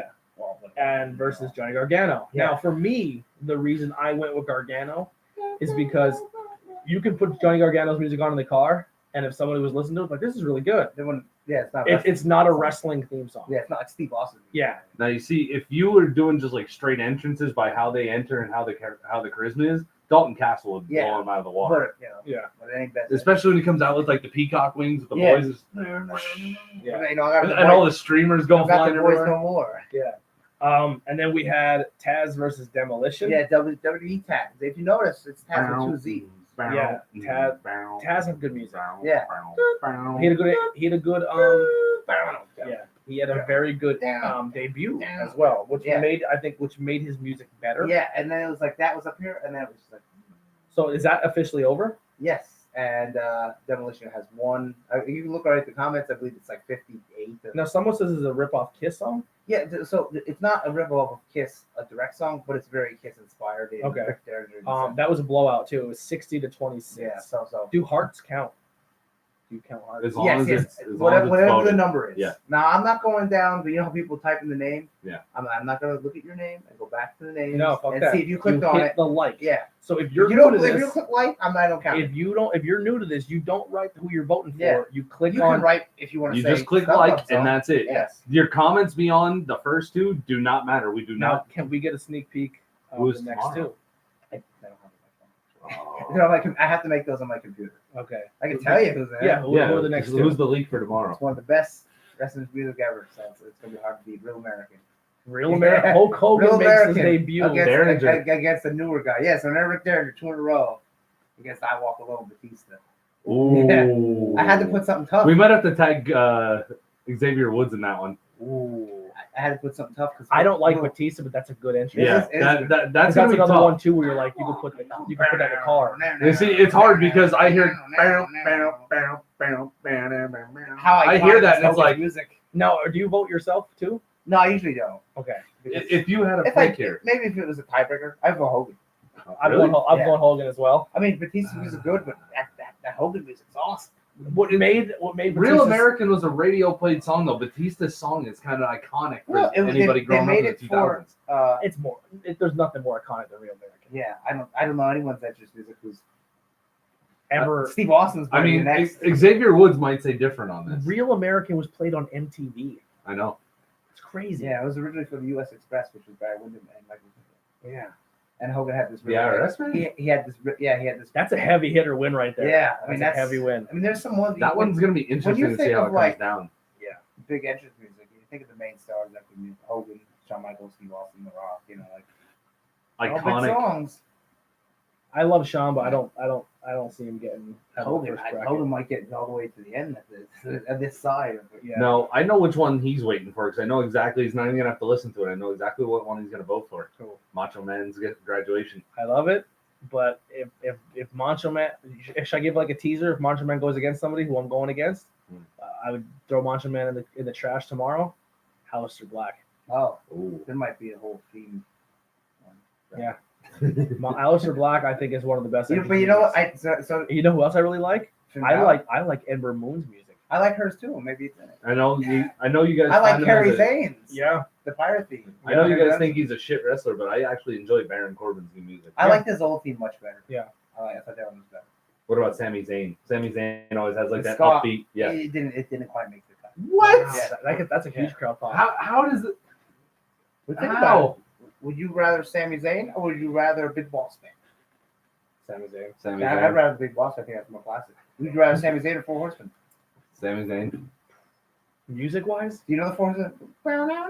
No, it's just like the guitar solo. It's like a guitar. There's solo. like horses running in the beginning. Yeah. The way I go all my votes is I go by like who does the crowd pop for really hard. Like I mean, people could pop. It could be real shitty music too. Which Randy Orton's music? These are used to come out the truck sounds. Yeah. Like, yeah. But I think when they heard the truck, they're like, oh, cool. Yeah. And then you hear the horn and it's like. And then the music hit and you're like, I don't care. Well, no, his first one had no music. Yeah. It was literally a truck running and then a horn and then the revving of the Yeah. Which one of Randy Orton's theme songs made it? His main one. That wasn't bad though. I like the second one when he was the Legend Killer. That also produced? Yes. Well, he used to But it come was out. made for him. He used to come out in the crowd when he came out to Rob Zombie. Right? Yeah, he was still coming down to the crowd. What's that original one called? A drop who's like, what's it called? What's the tagline of it? I can't think of it. That's good. On this day. On this day. Yes, on this day. That's a good one. That's his best entrance. Yes, I agree. I think it's called something else. You know what? Didn't make it his first one. That one was like The Brood. yeah. No. The Gangrel's music's awesome. Yeah. But, what that? That's like. It keeps saying the same thing over and over. What about Val Venus? Yep. That made it. Maybe he's taking on our sexual version. Joey Janela. No. I don't know what Joey Janela's music I don't know. Joey White has a Edge's theme Joey song is Ryan. called Metalingus. Yeah. That's it. Yeah. Oh, man. There's a lot of good songs in it. Like, a bunch of really good ones. I had to put a couple Holy like fuck, we're an hour in. We need to I touch had to on put SmackDown. bunch of goofy, like a couple goofy ones, a couple out there ones, just to Yeah. throw it up a little bit. Kofi Kingston's SOS. Did that So like? SOS. Did we talk Stomping Ground? No, No, I don't think we really need to. no. I'll say this about it. I thought It was a good card. Yeah, it was better than expected. I think but Stomping Ground spoke for then itself. when it got to Roman Drew, a little too long, I was kind of Drew. Overall card was not bad. yeah. Overall, Roman and it Drew good. was my outside air break for the match. It started off really good with Yeah. a big dive by Roman. Would piss me off. Oh, wait, he got air. Yeah, I was like, oh shit, this is gonna be a good one. And then kept Yeah. going, and I can't get a little tired here. I hated the fans. Mhm. When the fans were just because they wanted to hate on it, they just Yeah. decided to try to hijack it. But then they And did. then by the end, they're like, "We love it." The main event was hot garbage. Yeah, the main event did suck. But Main event was hot garbage. Seth Rollins, Baron Corbin. I didn't. And Lacey was the don't. guest referee. See, I don't mind. I didn't mind it. Really? I thought that was a very good And I heel thought the match. cage match was not very good. It was hot garbage. I did not mind it. You know what was good? New Day versus Sami Zayn and Kevin Owens. That was Yes. very Yep. good. And also the other tag match with Heavy Machinery and Daniel Are Bryan. you gonna put the tag titles on Sammy? They're beating They big should. teams. They They're should. winning against I big don't. teams. Yeah, but I don't understand how Heavy Machinery it's up to Eric busting Bischoff. their ass and they're not even getting the consideration. Well, at least they got, get the title match, but they don't even get the the first nod. pay-per-view match, though, isn't it? Yeah. Yeah, so. I wouldn't go that quick with them, but No, I would wouldn't say either. that they're there. At least they're being used. They're on TV. Yeah. You could be Finn Balor. You can't not have Otis Dozovich on TV. That guy is hilarious. Could Yeah. be, you know. When he was getting the yes kicks, Yeah, I thought he was doing really He good. was like hulking up almost with it. He's the star at that team. 100%. You see, I'm waiting for him in one match, just like reaching his tights and pull out a steak in front of Daniel Bryan. But like, Yeah. I didn't mind the Lacey Evans thing. It reminded me of old school heel. Like it just reminded It me. was It's definitely the setup to mix tags. So Yeah. it definitely threw a wrench through everybody's thoughts on like who it was gonna be. I didn't think it was gonna be Lacey Evans. How I would have booked it, I would have super kicked her. I would have had Seth Rollins super kick the shit out of her. See, you can't. Why? You can. Why? They can't because Vince. So a woman. So what you're telling me is that women can hit men in the nuts, Yep. but men can't hit women. Yeah, Ronda can throw around Triple H. You can slam around. Punch him in the face. Women can jump and give people hunakana and throw them on the ground. Women can hit dudes with chairs and whips and hit them in the nuts and low But at blow the them end and of the slap them day, across the WWE face. is still very anti-domestic violence. It's not domestic violence. It's pro wrestling. Domestic violence works both ways. Yes, it A woman goes can two beat a ways. man. So what you're telling me is that if I'm Alexis and I like to watch wrestling, you're telling her that it's okay for a woman to low blow a man or slap him across the face, but no men hitting women. It goes two ways. It's Yeah. a two-way street. That's why I don't get the. Unless you're Nia Jax and you're big and fat, then you can get thrown around and beat up by everybody. You know. Then you can That's what they're saying. Then you can take moves. And I'm not calling Nia Jax fat. I like Nia Jax. I don't mind her. Did you see her new hair? No. Oh, she cut off the long locks. She's like almost Rick James, Jerry curl perm. Really. Oh yeah. Oh, please Ugh. God. Please God. They showed us a Check good her picture. Instagram. Oh, God. Check the Instagram. Oh my. It's like Jerry curl perm. Well, she can get some extensions. Yeah, I don't. I forget who it was. I saw that's the a picture the other Vinceism. day. Somebody was shitting all over it. Because did you see the main event of the next Impact pay-per-view? I know it's Impact. It's Sami Callihan versus Tessa Blanchard. Yeah. I'm like, I think that's Tessa cool. Blanchard Why not? hasn't wrestled a female in 3 months at Impact. Really? Yes. Oh, she's good. mean, she she kicked said your on ass. Jericho's podcast that She kicked would- your ass. She said she would like to wrestle. She said she wanted to wrestle Jericho. And she wants to wrestle dudes. And hey, why not? Did Makes you it guys see capital- Being the Elite this week? She still has long hair, so she posted this, and then the next day she posted like That's- a normal photo of her again. I think she's attractive. I don't I know. think she is too. Show Andy the haircut. Yeah, picture. Yeah, she looked like she lost some a little bit of pound. Oh, She geez, might have. Where's that video at? This one? No. Her ring gear does not help her. No, her ring gear makes her look bigger than she is. I think. It does. You know who really likes her? Tony Schiavone. Said he wants to tussle with Nia Jax. Dude, I wouldn't throw her out of bed. I forget where we were at now. So Stomping Grounds, it wasn't bad. No, I did not mind it at all. I give it. I would say C plus. I'd go B. Yeah, same. Expecting what we I expected. expected nothing. I would even say B plus. I thought It was definitely a B plus player. Becky Yeah. versus Lacey wasn't bad. No. A couple botches on Lacey's end, but I mean Ooh, she's yeah. still new. And you seen Becky's like Raw and SmackDown were not bad this week. They were good shows. I I thought. really didn't. I catch haven't much. seen. I've watched like 20 I minutes fell- of SmackDown. I last fell night. asleep. I fell asleep in the SmackDown. What I do remember of Raw though is that we did not get a Firefly Funhouse. Yeah, but the puppets were in the back. But the puppets were Yeah, sneaking I around. like that. I like Yeah, that. That's I didn't cool. notice it the first time, and then I went back. I and gotta go watched back it. and watch it ever. So- when Mrs. walked in the ring, the Abby pops up. Abby comes from behind a beam. Yeah. So fucking creepy. What? Just like Yeah, like Yes, a horror the movie. whole just like, doll just comes behind the just like and then yep, and then Mercy the Yeah. Buzzard, Kofi Kingston's walking by, and Mercy the Buzzard pops up yeah. and pops back down. I'm sorry, Mercy the Buzzard's my favorite. It's funny. I like the pig. I like the pizza. Oh, What I wanted a chocolate. Yeah, And then Vince. His Vince. Oh, the his Vince Vince is- puppet is great. yeah, I hope You're Vince pops fat. up. When Vince is on screen, Vince pops up behind him. that would be amazing. Like Vince is walking Just- down, you and see- he just stops, and you see the Vince and puppet. Vince is like, No, it's kind of like one of those like up over the shoulder Yeah. things. Vince looks left, he looks right. Vince looks left, the puppet looks left. Yeah. Vince just like Yeah. you see the puppet like with the arms like flailing. It's gold. Yeah, being the elite this week was pretty funny to kick it off. It was Christopher Daniels and Britt Baker doing this little skit, and Daniels is referring to Britt still PO'd at him for a thing that happened 2 years ago. When he beat Adam Cole for the title. Yeah. He's like, no, I'm over it. And then she's like, I do have a present for you though, and she's like, just leave your hands out like this. Oh yeah, that's pretty good. And she's like, okay, what is it? And he's like, it feels kind of almost meaty, almost log-like. It feels great. Yeah, it's a tube. And it's Joey Ryan, and he's standing there. He porn flexes him. Yeah, well, they go through it, and he's like, oh, and then it cuts to the elite thing. But then it cuts back to him, and he's like doing the Peter Griffin like that. Yeah. And it's like a 20-minute thing of him just doing the. If you don't think Joey Ryan's going to AEW at some point, you are on drugs. Yeah, I know how you said he's not going, but come on.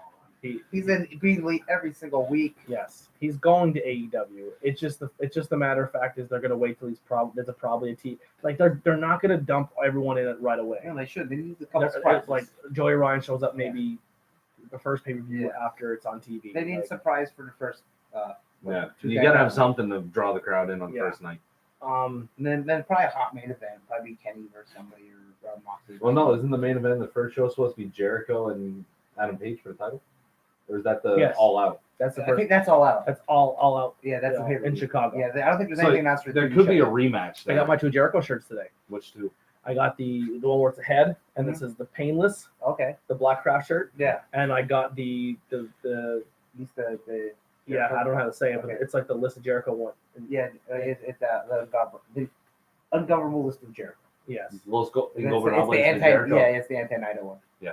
So I have the anti-Naito shirt, and I got my head the paint where you said when he attacked Naito. Pro wrestling tees. No, Hot Topic. Mm-hmm. Yeah. There are a bunch of shirts. Oh, $6 shirts. Yeah. Some are 7, some are 9. Like Joey Ryan's 9.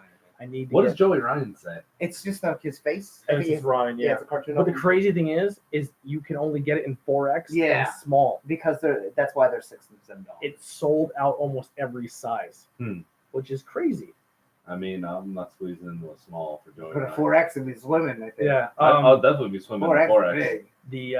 That's like Big Show. Yeah, Braun. They 4X would perform with that curtain. Yeah, you can use it as a curtain. Now the cool thing is too, the only Jericho shirt now I need a Painless shirt or the Painmaker. Okay. I need to get at least one of them. I have every character. Good luck hunting that one. That and maybe. Did you see that new AEW one? Looks like the world. Oh, that's the Painmaker. Yeah, it looks like Judas Priest. See, I'm happy with the Jericho is AEW. Yeah, I feel like that's AEW enough for now. But I just need to get a paint. Like I want to either get the new one that's a pro wrestling tees. Okay, yeah. Or get the one where it says I am Pain and it's his face painted. He's probably gonna get New Japan one. New Japan. Yeah. So where does Jericho go from here? He's gonna be the champ. Is he gonna? I think it's a smart move to make him the first champ. Make him first champ. And then he loses. Well, I'm talking about as far as New Japan wise. Is he gonna play off New Japan until AEW kicks off, or is he still gonna go back and forth? He'll go back and forth. I think he's allowed to go back and forth, and Kenny is. And once they get the deal, Moxley's going to. Yeah, Moxley's going. They want him to wrestle him. So what do you think do you think they might put him over in the G1?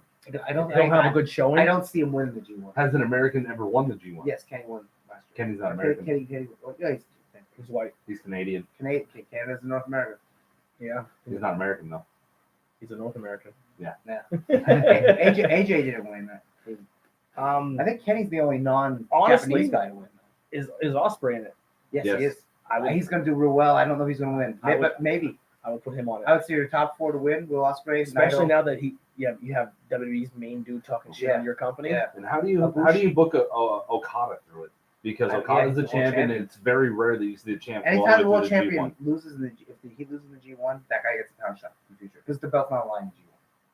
Because you got to win the points, and if Okada wins, so basically, I would have Okada lose to Ospreay, and maybe he gets that's a big match. And then maybe Okada didn't Ospreay beat Okada last year when Okada lost the belt?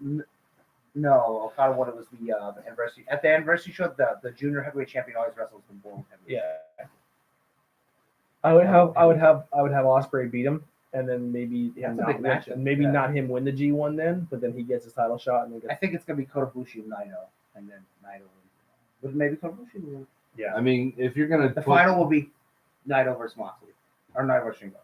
If you're gonna put Ibushi through, now's the time to push Ibushi. Yeah, I you don't have much title shot. Either you're gonna push him or you're just gonna push him away. Yeah.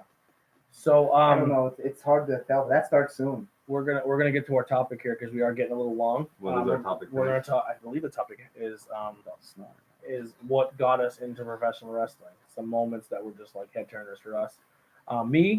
I just remember being a kid, and my friend Billy Quick, he was super into wrestling. Billy Quick. Billy Quick. What a name, Uh, man. That goes into the book of wrestling Billy names. Quick. He's in. Fast Billy Quick.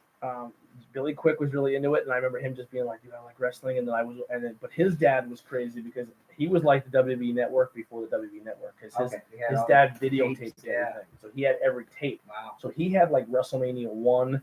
He had all the old school stuff. Yeah. And he had every tape. And I remember we would just sit there and watch the tapes. And then when it would come on TV, we'd watch it there. Mm-hmm. And then when it was on TV and I missed it, his dad would tape it too, and we just always watch wrestling. Cool. Like, so he was my introduction to wrestling. Yeah. And then my dad was obviously my dad was really big in the late 80s with the fan clubs. So my dad put me in the Hulk Hogan fan club, and I wasn't a big Hulk Hogan fan. Yeah. I liked Macho Man. And then I just remember just keeping with it. And I remember I always watched pay-per-views with somebody because my parents were like, "We're not paying for that. Yeah. We don't have the money. We're not paying for it." And I just remembered my first pay-per-view that my parents bought me. And I remember I watched, because remember you get it for 24 hours? Yeah. I watched that pay-per-view 3 times, two times the night it happened. And then the whole next day, we didn't have school. And I watched it like 5 times and played with my toys. And it was the Razor Ramon Shawn Michaels ladder match. So first WrestleMania 10. So when Shawn lost, and then he got pushed in Yeah. the nut spot. But now I watched that ladder. I was, like I said, for me, when I heard the Rockers music hit, I was like, man, that's my team. And then my dad was like, "Oh, I used to like Tito Santana." So then I kind of liked. I never liked it. Yeah, I kind of followed Tito a little bit, and then I always just really gravitated towards Shawn, Piper, Macho Man. I kind of liked the bad guys and the guys who were like a character. Mm-hmm. Like, to me, Hulk Hogan was just like, he was a character, but he wasn't a character to me. But then there were certain characters that just completely turned me off. Like the Warrior did nothing for me. Really? Wow. Nothing. Like, I just don't remember ever being like, "Oh my God, everyone lost their shit over the Warrior." He did nothing for me. I liked Piper. I liked Lex Luger didn't do it for me. He was the U.S. Lex. He was too bland. Like Hogan didn't do it. Lex was another prototype of Vince. Now I'm not gonna say I loved. I liked the Undertaker, but he didn't do it for me. I was never real into him years ago. And which is crazy because I'm really into scary stuff. Like, Yeah. I've always been into the horror aspect. Maybe because he was so slow. And he never did it for me. To me, I just always remember being the smaller guy. I was always the smallest person in the room, the smallest person out of my friends, smallest person in sports. So, and then Shawn was going out beating dudes like Diesel and beating dudes like Razor and just beating these big dudes. So I was like, man, he's doing it for the little guy. You know what I mean? And then he was everything I wasn't. Like, I wasn't deemed attractive. Yeah. The girls You didn't weren't a like sexy him. boy. I wasn't a sexy boy. And I'm like, dude, this dude's not the biggest guy. I didn't want to be mankind. I want to be you, Shawn. Yeah, and Shawn was loved by the girl. They thought he was the most. And then now when I grow up, people are like, "Ew, he's ugly." I'm like, "You shut your mouth." He's always I don't care how cross-eyed he is. He's a sexy boy. God damn it! I own his Playgirl. Yeah, I know. I don't own his Playgirl. But I always got into it. And then the only other guy that I remember once, I was a Shawn guy, and then the next guy who really captivated me, and I was like, man, I really like him, was Kurt Angle. Oh. Kurt Angle was a really, really up there. And then Kurt Angle and Eddie did that run, and I was like, man, Eddie is awesome. When he was unlacing the boot. Yeah, Tony. To get out of the ankle off. Yeah, awesome. And then Jericho really caught me. The whole time when everyone in the Attitude Era was so pro Stone Cold, pro The Rock. Yeah. I mean, I liked The Rock, but I liked Jericho. I was like, dude, this guy is just as good on the mic as these guys, and he's not getting. And then he beat them both in one night. I was like, holy fuck, Jericho! You know what I mean? First undisputed champion. Yeah. So, and then just over the years, like I said, I'm a huge Shawn guy, but I honestly think right now my favorite guy of all time is probably Jericho. And he's still doing it. I mean, Yeah. he was wrestling in the 90s. He's still wrestling now. He's amazing. Yeah, now. And just reinvented himself. Yeah. Yeah. He would always reinvent himself. That's one thing that kept him fresh. Mm-hmm. and like when people are like, oh, like I talk to people wrestling, like who do you like now? I'm like on WWE. I think my favorites would be I really like Kevin Owens. I really like The Miz, and I really like AJ Styles. And everyone's like, I hate like when The Miz was back. I fucking hate The Miz. I'm like, you're supposed to. Like that means he's doing his job. Yeah. And Kevin Owens is just he's a phenom. Like he's so good at what he can do anything. Yeah. But yeah, that was my introduction and my first loves with wrestling. Mm-hmm. Wow. What about you? Believe it or not, I was a late bloomer to professional wrestling. I remember when my brother first started coming to live with us. The first match. Figure that onto the table. The first match I remember seeing was a Monday Night Raw. It was Stone Cold versus Bret Hart. Okay. And it's already the second hour of Raw, so it became Warzone or whatever. But yeah, it was Raw's Warzone. Yeah. So I'm sitting there watching, and I'm 8, 7. And I'm just like, yo, this That's is still good. I mean, it's like this is pretty cool. Like I watching it, had a great time. I think Bret Hart won that match. I was collecting the toys when they were still. Oh, the ones that like you pull back the fist. the ones that they just revamped. Oh, you pull down their chest and they do that. Yeah, I collected the shit out of those toys. I had a couple of them. Yeah. But after that night, I kind of I still do have all. never saw it again. Really? I'm like, all right. And then one night, I'm just flipping through TV. It's Monday night, and boom, Nitro. Oh wow. And I just kind of sat there and started watching, you know. And then what really caught my eye was Chris Jericho, Rey Mysterio, the cruiserweights. Psychosis. Yeah, all those cruiserweights just caught my eye. And I'm like, okay, this is awesome. Then I just happened to flip the channel, one channel up. Yeah. There's Monday Night Raw. Oh wow, that's pretty cool. There are 2 channels. One was like, I think it was like 36 and 51. Mine was 21 and 7. Okay. And then I Service saw, 21 and 7. was it Hunter Hearst Helmsley versus Mankind was the next match. Was that the boiler room thing? When they No, were, this is before the boiler room. So I remember watching the boiler room match, and I actually That felt feud I was is- actually kind of scared watching. that I'm like, feud what's is going the- on? The cage match where China hits the door on Foley's head and actually hits his head. Yeah, that was crazy. But that's my earliest memory of professional wrestling. Is just like once I saw the cruiserweights, and then I started watching religiously on Mondays, and it's like my mom's looking at me like, "Why are you watching this?" I'm like, I like it. What a time to start too. Did wrestling ever make you physically cry? This could be a whole nother topic, but I'm just kind of asking. If you're Ric Flair, yes, all the time. Yeah.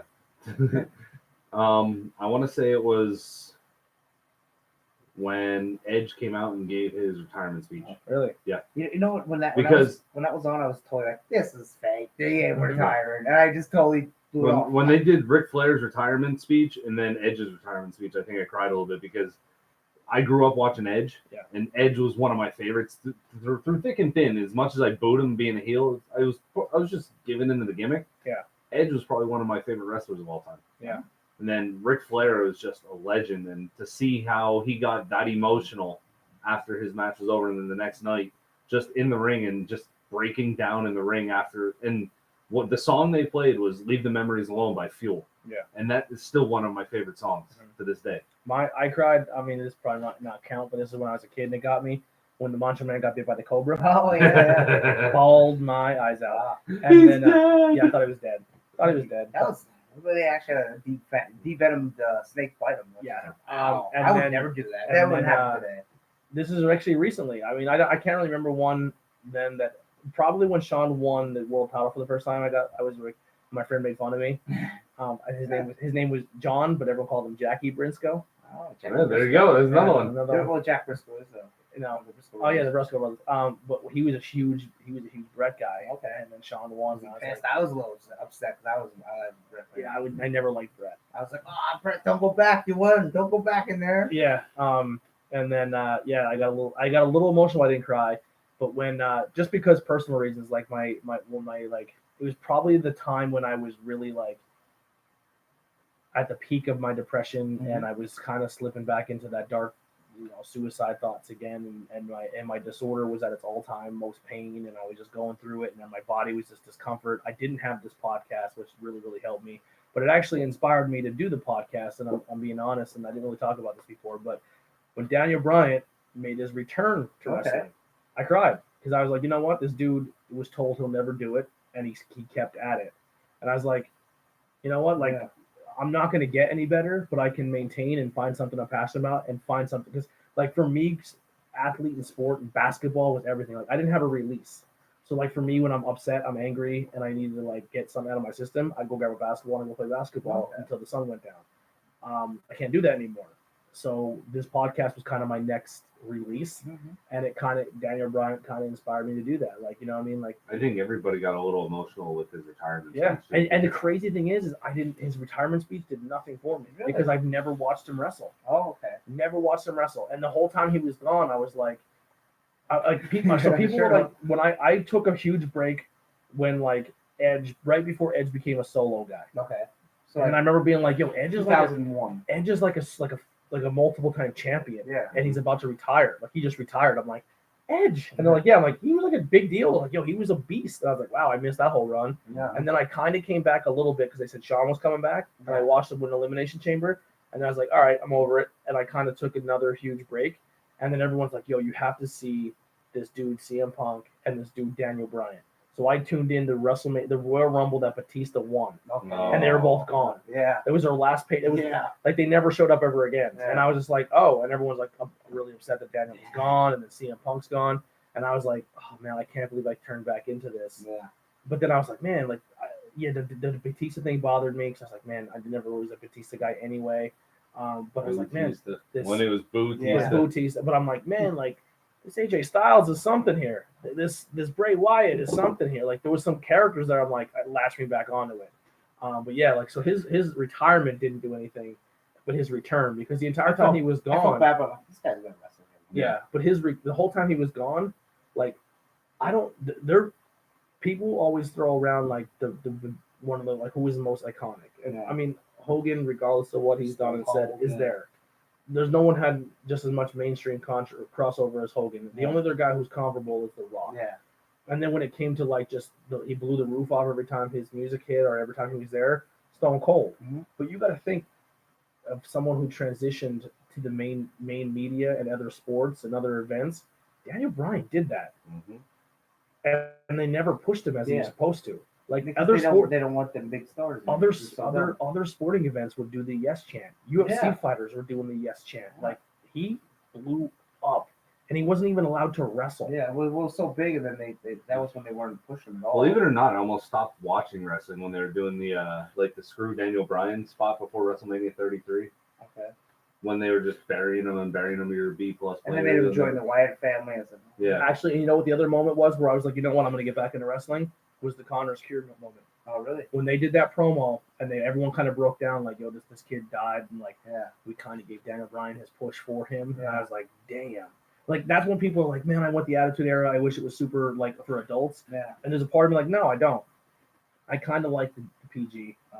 Maybe 13, you can get a little edgier because you don't have to. I think that's where they need to be is PG-13. You have to bring a little bit. Yeah. No tits in that because here's the thing. When I was a kid, Tell that to Nikki Bella. Yeah. Like, I probably shouldn't have been a kid telling people to go suck it. Yeah. You know what I mean? But like, I mean, who hasn't told somebody to suck it at least once in their life? If all of us have gotten trolled by a teacher for doing it, you know what I mean? Like, but that's the thing is, just because you are growing up with the product doesn't mean the product has to grow with you.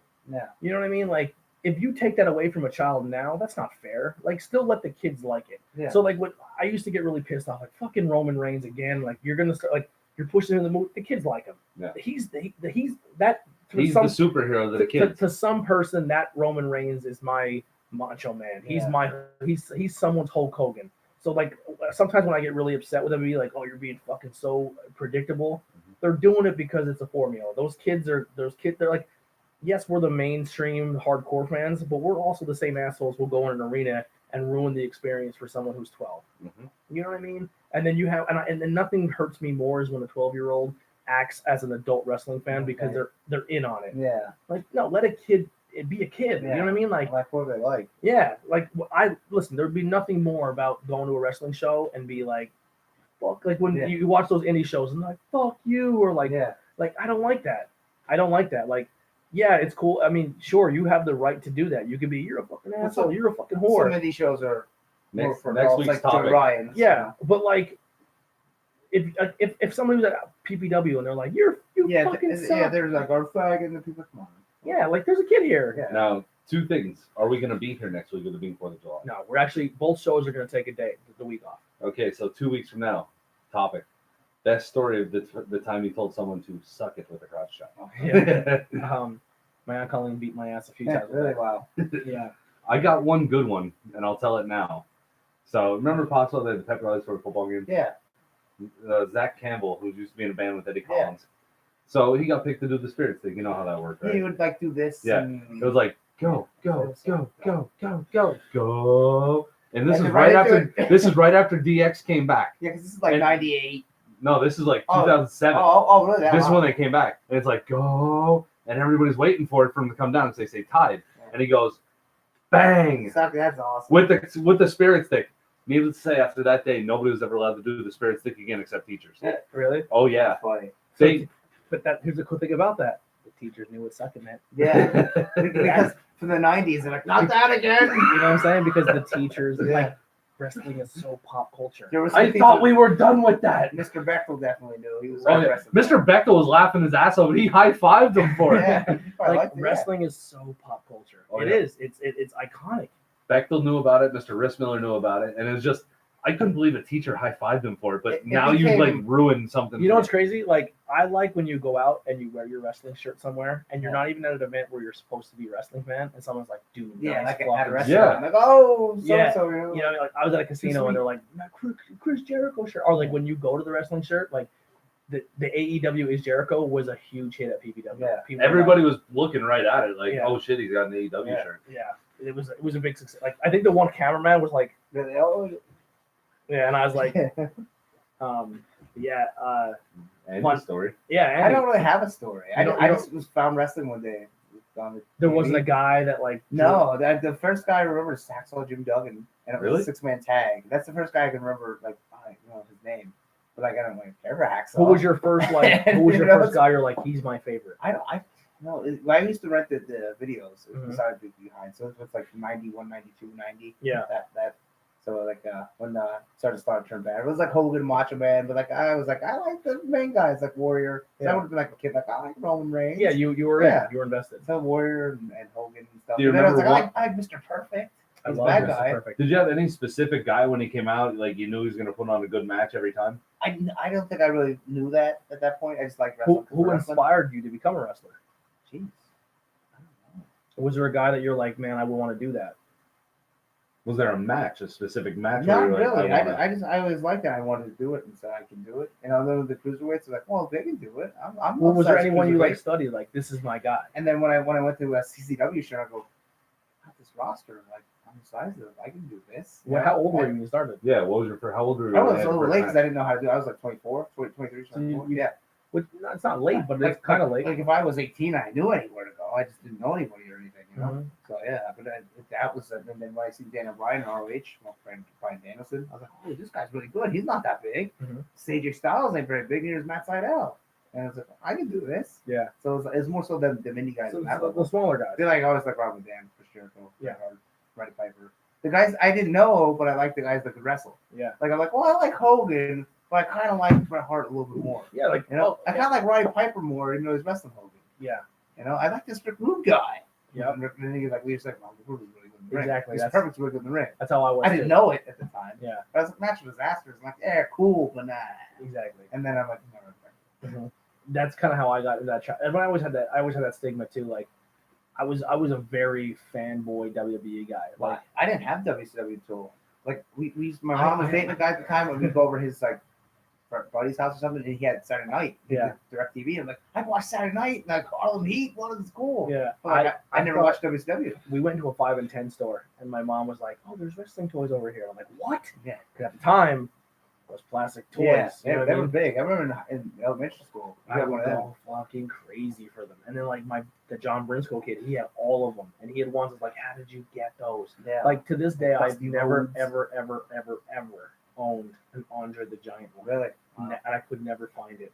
Like that would be like, So, apparently the Ronnie Garvin ball was really rare. I yeah, think. a who? Ronnie Garvin. Really? Yeah, there's like a couple rare ones. There's like a different colored Warrior. I would love to get the Shawn Michaels ones again. Yeah. The white trunks, the Okay. white and red, and then like the red and white. Yeah, and then there's the Rockers one. The rocker one, yeah. I have LD and I have Demolition. Yeah, I would love to collect a few of the old ones. Like I'd like the old Piper one back. But the problem is like we had that house fire. Yeah. And then me and my brother were 2 different age gaps, so he kind of took over my toys, and then they kind of got ruined. Yeah. But like, if I can get the fucking blue ring, yeah. I'd even settle for the yellow King of the Ring one. But the blue ring, I had a WCW one. I had the blue ring with the nylon ropes with like the rubber. Yeah. Like so a the girl's blue, hairband was like the ropes, and they would sag after a while. Like, oh. So the blue ring was good, but the yellow ring had the blue steel cage. Oh, yeah, it did. Yeah, mine had a red steel cage. I'm like, WCW really? have a red steel cage. Yeah, it was a WCW. Oh, WCW made the better later on. WCW made the better rings.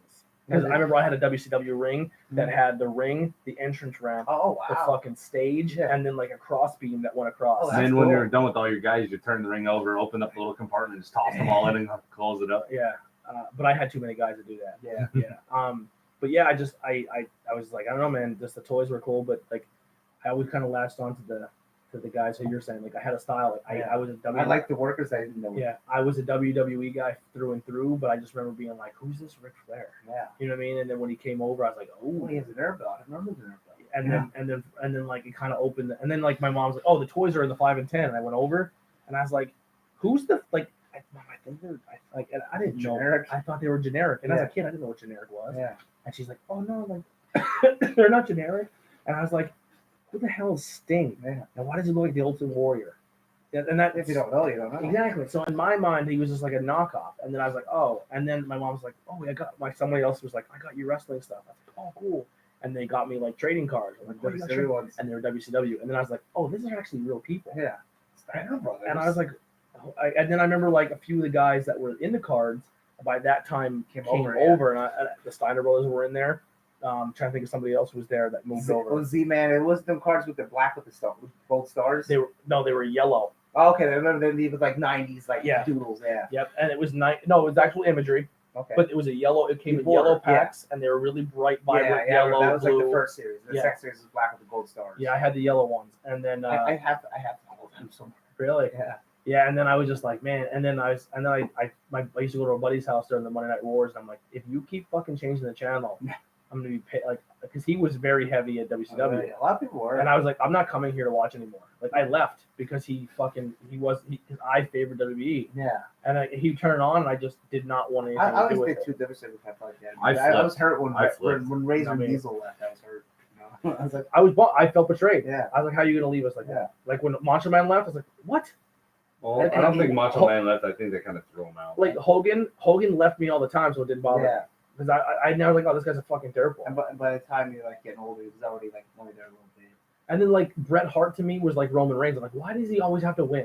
Like even when to me, Bret Hart. I mean, he was super technical and he was fun, but as a kid, he reminded me of Sasha Banks. Like, oh, Bret Hart's gonna dominate, and then he's gonna get beat up for a while, and then he's gonna come back.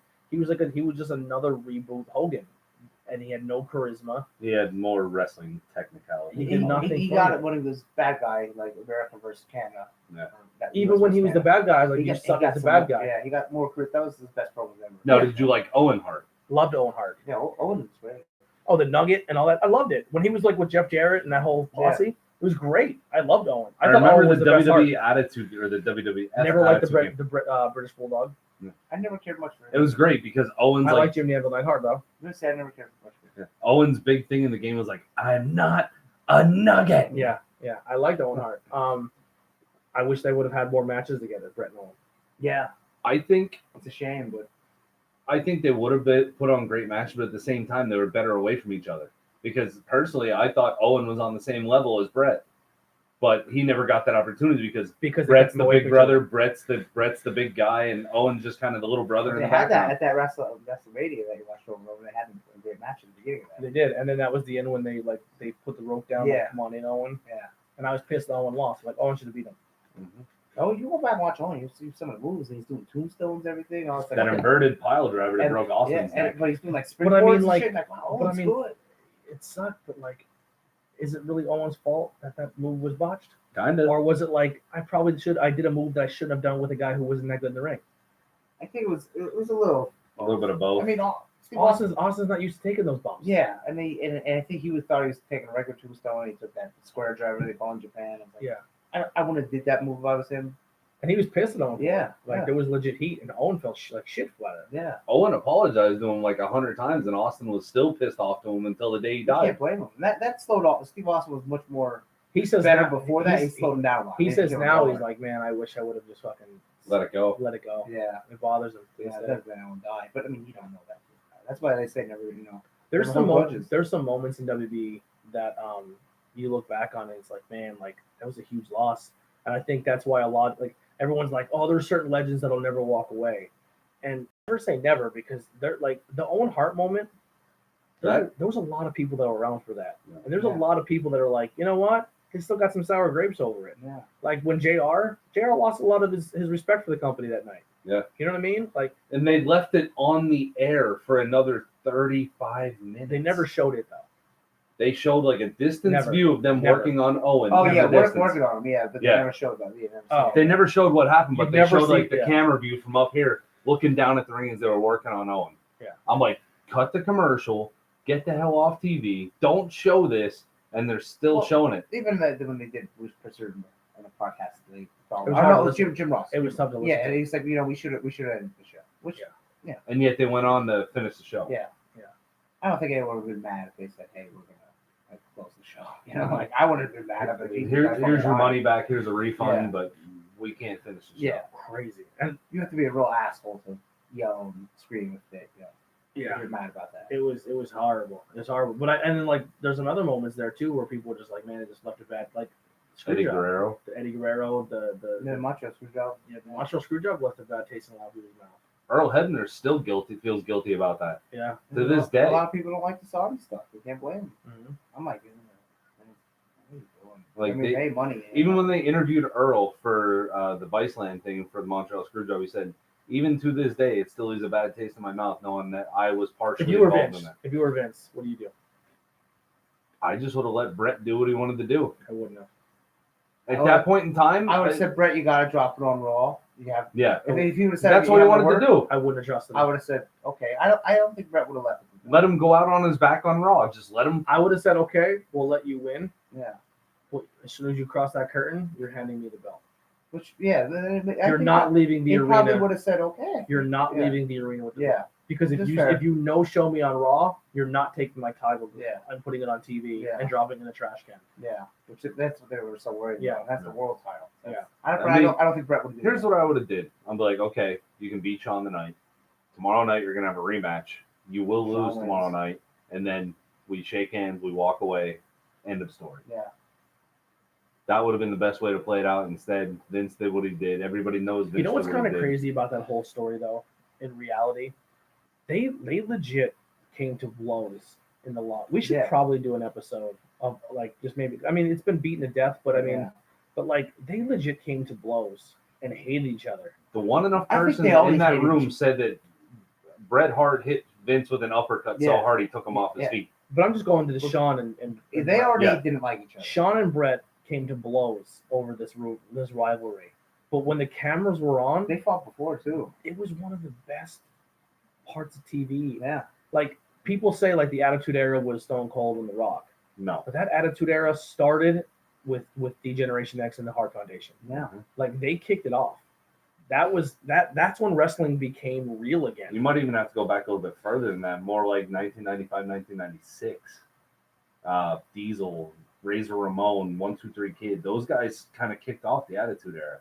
I would disagree. Yeah, I would say I would say the DX, Bret Hart, the whole Montreal Screwjob. I would say it kind of started with DX and Steve Austin. Yeah. When Steve Austin started getting going. Yeah. Came in '96. The Rock helped. Yeah, The Rock, because he wasn't quite The Rock yet when he became The Rock. Finally. But I mean, it was just like, now Vince is the biggest. They always try to replicate it, but it doesn't work. Yeah. But I mean, that was huge. That was a huge moment in wrestling. Yeah, it was. Yeah, it was unbelievable. But regardless of how much they hate each other, they went out and put work in every night. At least they wrestled each other. They weren't in there. Maybe they were giving them a couple stiff shots, but hey, yeah, they did. The matches were good. Yeah, that was my favorite rivalry in wrestling, and I don't like Bret Hart. I love the Mega Powers Explode. I thought that was such a good story. Yeah, it's so good even to this day. And you think that's PG, and that was great. Bruce Pritchard's talk about that on his podcast is genius. I think that's his favorite storyline ever. He's like, oh, we're just a small little camera. A little camera take. When Macho Man notices something, he gives a little eye. You're touching her. We're not supposed to be touching her, Hogan. And Bruce Pritchard's like, we were setting it up for months. Yeah, like, that was such a good story. And that's, you know what? That's what, like, I try not to get too much into nonsense on this show. Yeah. I mean, I know. Now, here's the thing. You're never going to get away from it, but I don't like those spoilers because, like, those moments, like, could you imagine if they're like, tomorrow, if you're like, hey, the rumor is Xavier's turning on the boot. Yeah. And then it happened, you're like, right. Yeah. So let me ask you this. Considering the Macho Liz story and how protective he was, or do you think Macho was actually pissed that Hogan touched her ass? Probably. You know, it probably was. But maybe he didn't sometimes the best stories write themselves. Yeah. I mean, I don't get it personally. Like, if you knew it was going to happen, you can't exactly be mad about it. Well, here's the thing. I don't think the touch in the butt was per se supposed to happen. It just kind of happened. I think it happened, and Macho Man gave a legit look, and they ran with it. Yeah. Why not? Because maybe even this. Maybe. Yeah. Because here's the thing too, what a lot of people don't realize what was going on backstage. Obviously, Hogan and his wife had a different type of relationship than most people do. Yeah. Mm-hmm. They were probably open. They probably experienced, maybe we'll say, I hate stereotyping people, but maybe they were into not opening their marriage to other people. Yeah, swinging. I don't like the term swing. I think it's stupid, but it makes sense to me. It's just dumb. But and at the time, Macho Man knows Hogan is probably into that, and Elizabeth's no longer living with him, and she's living with Hogan and his and now Miss Elizabeth has ran away, and she's living with Hogan and his wife. Yeah. So as a man who's like, I don't really trust you because you're probably trying to bang my wife, man. Like, you know what I mean? Yeah. Like, okay, definitely for Scoop Stock, you two, and Brandon are having a macho off on the mic. Who does the best Macho Man impersonation? I see the lust in your eyes, Hogan. That's the best. What is he doing when he comes in and they fight that? That was a legit shoot. Yeah. They're like, my voice already hurts from doing it. Like, what are you doing? They're like, the fucking camera's rolling. Like, oh, you're a fuck. It's like, I forget. I think it's Boss Man and Keem were beating up before that. They're beating up Macho Man. This has to go get Hogan. That's the best thing. And it's Hogan, and like he doesn't know what's going on. And halfway through the ring, he's like, where it's like, what? And he comes in and kicks out. Like, that's so awesome. It's so stupid. I hate awesome. Hogan's Hulk up. I hate it. Like, even when I was a kid, I was like, this is so dumb. But then when like other people do it, I think it's fucking amazing. Like when Otis did it, I was like, yes. Like, I don't know. Like, Tatanka tried to do it. Tatanka was hard. I hated Tatanka's version. My mom liked Tatanka. I hated when Goldberg did it. You know, I hated the guys that were like unhurdable, like when Undertaker and then when Kane was like that and Goldberg. I think I liked Kane a lot. Sting did it. Yeah, at first. Oh, really? Sting kind of did the nose. He no-sold the shots. One of his first crow, and then he got away from it. Of course he did, because Sting takes from everybody. Sting doesn't have an original bone in his body. I don't know. He was one of the first. Yeah, Scorpion Death Drop. He was one of the first guys I've ever seen do that reverse. I think he probably did that from a dude in Japan. I think that's probably what that. Yeah. That was a cool move. It was cool. But and the game where he take it and whisper something there and then give it to him. Yeah. Revenge. I thought going back and look at it, I think WCW, besides Jake the Snake, I think WCW had some of the best DDT. Like, I always loved Raven's DDT. I thought he had a great DDT, and I always liked. I thought the Diamond Cutter was cool. Yeah, it was cool. When he first started doing it, it was kind of like. Yeah. Then he got to jumping in, and he can get from any position. He whip off the ropes. Yeah, DDP to me, like the first time I was like, man, I might start watching WCW is when it was the Flock versus DDP. Okay, yeah. I thought that was such a cool. It was on like Good Morning America, and they're fighting each other. Yeah. Like, I was like, well, this is cool. You know what I mean? I just thought it was a really cool. I want to say it was Psychosis was the first one I ever saw hit a tornado DDT on Rey Mysterio. And just the way they sold it. Psychosis and Super Crazy were in ECW, I was like, what the fuck? ECW was the only promotion where I felt like I can watch this and I'm not portraying Raw because it wasn't the same night. Yeah. But I remember staying up late to watch ECW and just be like, this is fucking crazy. This is out there. I love these. When he hit that tornado DDT and I saw Rey Mysterio almost do like a kip up after the DDT and like went flying from it, I'm like, that was sick. Yeah. When the first time I ever turned ECW on and Tommy Dreamer picks up Francine and just violently power bombs her to the outside of the ring, and Joey's like, oh my god. I was like, And it was so cool. It was like, And the camera, real the music, production just was real music here. Yeah, I was like, this is kind of Yeah. cool. And they're like, cursing, yeah, they cursed and then like drinking, and smoking. and they were in like small arenas. I liked it. And it just looked so like raw and like. Yeah. and, like, Now, what was a better venue for ECW, the Hammerstein Ballroom or the Bingo Hall? I liked the arena, but Hammerstein was very nice. I didn't care. I didn't care where they were. I Yeah. thought it was awesome. Well, if you had a pick, like if you had like Sandman coming in the Hammerstein Ballroom from the rafters, just cracking the beer up there on the. I mean, that was cool, but I liked like turning in every week and seeing them in like gyms. Yeah. I thought that was. I love the that's why I really like Lucha Underground. I like the fact that they never changed locations. Yeah, that Top ECW moment. One right off the top of your head. What's the one thing that sticks out to you?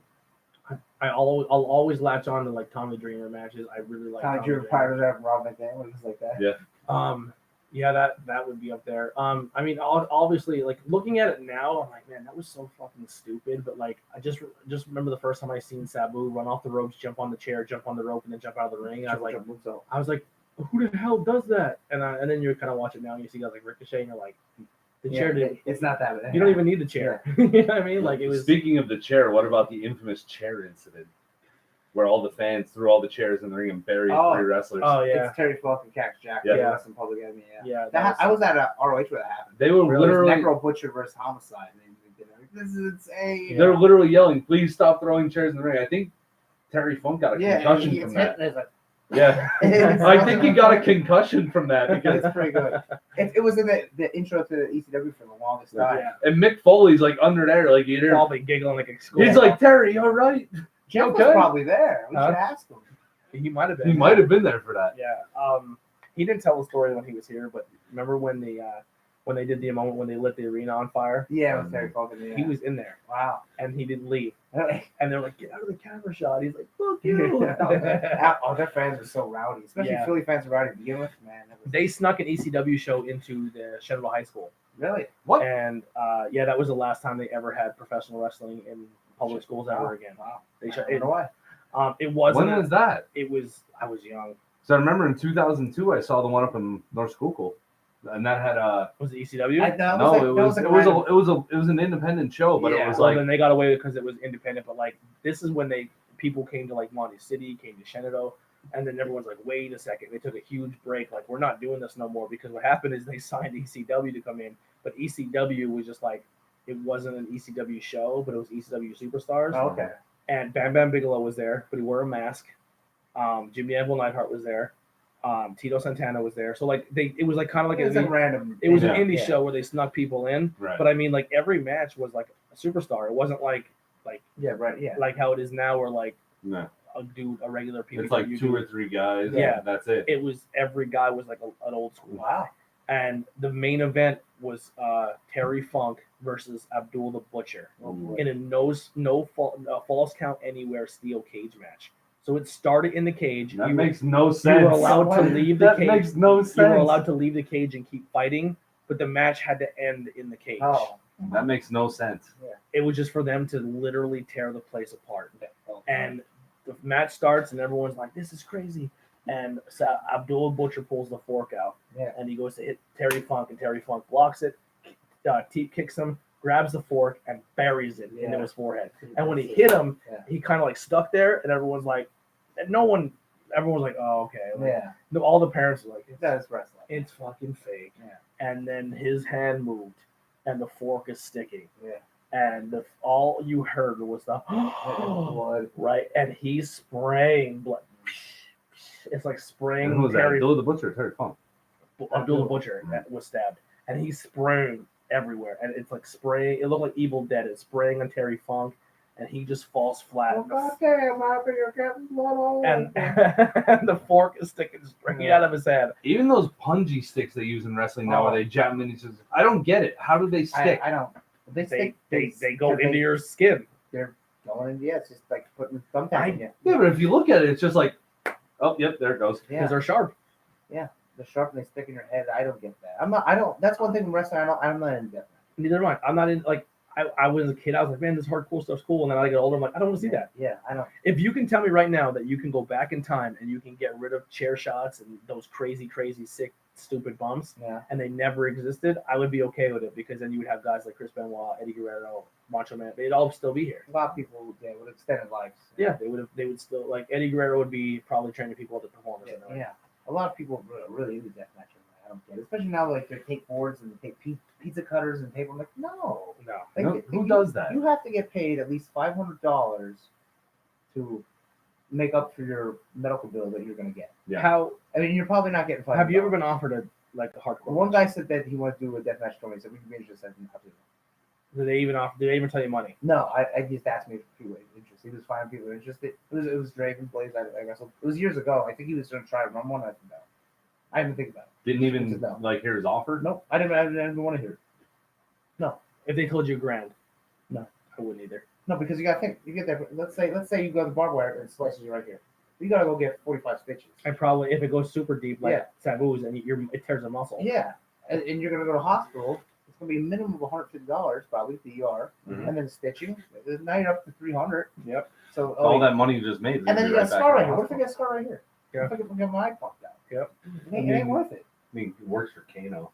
Do you get nervous doing like ladder matches and stuff? Some of them, but like that's like because you get hurt. When you get hurt doing now, arm drag. Like when you're in the ladder match. You're in the ladder match, are you like, I have no problem doing a ladder match, but I'm not like if someone not doing that crazy. Like not just that, but if they're like, we're gonna put you in the ring with two guys you've never worked before, would you do a ladder match with them? Yeah, I'm okay. You would? I've done over 20 ladder matches. I've done so many. I remember my tag partners. I've never done one before. I've done them for years now. But it just I thought they were crazy. Like I always put it like on the ropes because you land on it, it'll move a little more. Yeah. So you put it on the ring, it's like there's no give. Yeah. And you'll be like Finn Balor and do that and take it like that. So like no. Have you ever landed on like Legos or anything? No, I never did. Like, I did these thumbtacks over GSW, but it was the end of the feud. It was the GSW versus like. How many did they have to pull out of you? Not too many because I landed and like I thought I hit more and it more like my ass and stuff, but they got in my pockets, they got it in my shoes. How does this even? And there's a couple like I was pulling out. No, but I wasn't on like, a scale of 1 to 10. How bad does it really hurt landing on thumbtacks? It's much better than stepping on one. You know, you step on, you're like, holy fuck! I like landed. I was like, okay, it ain't that bad. And I was like, and then they start coming out. I didn't really get land. Like there wasn't like a lot. Yeah. I mean, it was a lot, but not a ton. Yeah. I'd rather that's not something you I'd do. rather thumbtacks than Legos. Yeah, I'd rather thumbtacks as well.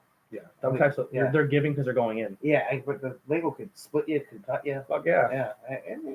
Or you could be sickened doing the building blocks, the big ones. Oh god, what a scumbag. it just ain't worth it. But all right, well that's gonna wrap it up. Like I said, we are gonna be off next week for 4th of July. We will be outside grilling and having fun and we'll be doing lighting off fireworks. We'll figure something out. And then the 6th of July is Fighter Fest, so that's free. So watch that VR live. It's a free show. Yeah. What's going on the 6th of July? Oh, Faith and Exile.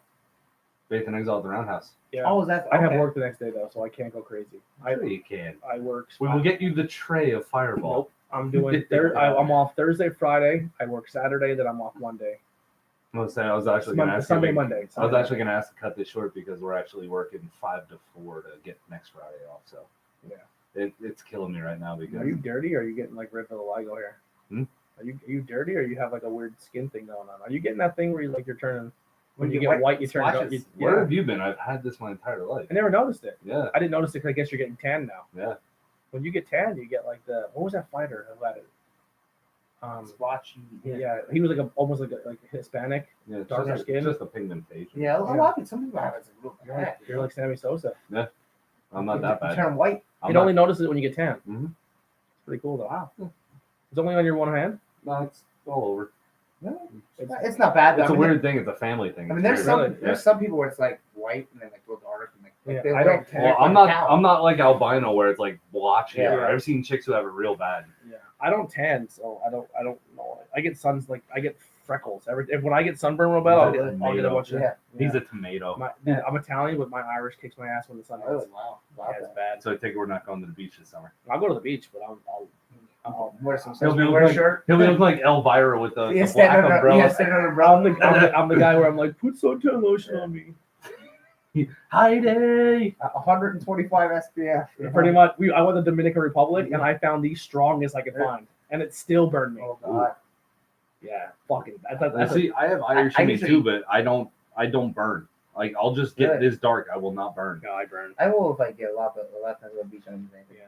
We'll figure something out. We'll do something fun for the. If are you guys off Thursday or Friday at all? No, Yep. I have to work. I'm off Thursday and Friday next week. It's a normal week for me. All right. Well, I mean, we'll figure Somebody's something got out. to deliver the soda. Yeah. We'll figure something out. We'll have Anything new coming out? No, not nothing. He brought new candy. Yeah, it has. It's that horrible. That Mountain Dew was the The not Dew. What's it Red, called? White, and Dew. Yeah, or yeah. whatever? Do Liberty. Do Liberty. Yeah. It's pretty good. I like it. 50 different flavors. The mango Dew. Pepsi's already done, so that's already. That was the one that's selling the best. Yeah. So I guess they're all done. No, you're a Pepsi guy. Yeah. All right. Well, that'll wrap it up. Yeah. Tornado Tag Podcast. I think this is 22. Something like that. 22. Wow. I think we're 2 ahead of Okay. things at Wampole High School. We will definitely have some more wrestling topics in 2 weeks for everybody. We'll definitely cover a lot more. Yeah, A lot to talk about. Hit that like and subscribe Yeah, button if you great. watch this later. Help us out a little bit. The only thing I ask is you guys be a little more active with the comments. Help me out a little bit. Tell me Yeah, what you like, what you're yeah. into, what you like more. I know the I know the because we did start late. The I know one of the fans talked about what they like. They like when we fantasy book. Okay. That's one. How would you book it? Yeah, how would you book it? So we'll have to do more of that. But thank you guys for the continued support. We may make the 2 live shows maybe bi-weekly. I'm not sure how we're gonna do it yet. Like But, one week, one the next. something like That's that. fine. Yeah. Yeah. So we're gonna figure The something out. rest of the one, there's always you. We Yeah, do our have show. I want to say it's next week. That's fine. With me. The Fighter Fest. no, the Fighter Fest. It's G1 starts. July 7th. The live show in Wilkes-Barre for Road to the SummerSlam. What do you mean? Oh, house show? Yeah. Oh, I didn't know that. Oh, maybe. The conversation. Remember when we were leaving SmackDown that night? They talked about it. The board that's does not 2 weeks. say. No, he probably entered it before I told him I'll do it. Oh, okay, yeah. It says some guy's name. I forget. Yeah, it's the guy No that's rain doing the check. speech. Oh, no rain check. No rate check. Yeah. All right. Well, thank you guys so much. We if you guys want to hang out, come out and hang out with us Friday at Conversation Cafe. Interviews every day. People are going to be there live doing a thing. So if you want to come and talk to us, get your story out there, and then be on YouTube, you can more than welcome to do that. Austin will be there with his band No Rain Checks. Austin will be there with No Rain Checks. It's going to be a good time. There'll be their first full band that's going to play at Conversation Cafe. Oh, that's Nice. awesome. Yeah, so definitely come out and support them. And then Saturday night we're going to hang out with the boys from Bad Maggie, also big wrestling fans, and they got their first block party gig. Awful market. Yeah, and then you'll also see them at Skookstock. So Yeah. We cannot promise that at the Bad Maggie show we will keep our language. Yeah. Well, it's a No, block it party, happens. so there'll be a lot. no, of I'm not going to be an idiot because it's their first block party, and I won't be like, oh, they have asshole fans. We're never going to have it back. Yeah. I mean, there'll be some. Block parties. Yeah. Yeah, but I don't want it to be the guy wearing the Bad Maggie shirt. Yeah, yeah. Are you gonna wear the Bad Maggie Oh, shirt? 100%. Yeah, I want, dude. I would hope more people come out and wear their Bad Maggie merch and be like, hey, Yeah. I They're- will wear mine. they're a draw. Why not? Yeah, that's I how did throw a song out to Tyler that I think they should learn. What's that? It's Skyway Avenue. It's a song by We the Kings. No idea. I'm not familiar with the No. Kings, but Well, all right, well, that'll do it. We're gonna wrap it up. So hang out with you guys soon. See us in 2 weeks, and we'll see you then. Thank you guys for tuning in. This is tonight we'll show on we'll do on the camera. He's wearing the Daniel Bryan. No. He's wearing his I got my softball softball gear, shirt. and I'm rocking my autographed Main Event shirt. If you don't know who Main Event is in the local indie scene, they're fucking You are awesome. missing out on me. They're awesome. They're awesome. I'm actually gonna get a picture in this and then tag them because I'm sure it'll be there. I begged That's them. cool. That's a cool shirt too. I begged them for a shirt, and they made up with this cool It's Looney like Tunes shirt. Looney Tunes. So their shtick is that he's a ringleader, he's a lion. They do really cool like circus spots. Their music is The fired hula up. hoop. Yeah, they do a suicide dive through a hula hoop. Awesome stuff. They're a good time. And if you're listening to PPW, you got to find a way to put good titles on these guys eventually, Seriously. because I feel like if the right people see them, they can definitely get signed tomorrow. Mhm. I think they're talented Yeah. and they have a lot of charisma. So thank you guys so much for tuning in. In a nutshell, wrestling, good stuff. PPW, keep doing what you're doing. That was awesome. And Outbreak Wrestling has maybe a surprise for us. So if you're into Outbreak Wrestling and you like seeing the shows, the next show at the Hamburg Fieldhouse, maybe we'll have some cool stuff for you guys. Yeah. So tune in. We'll see you then. Peace.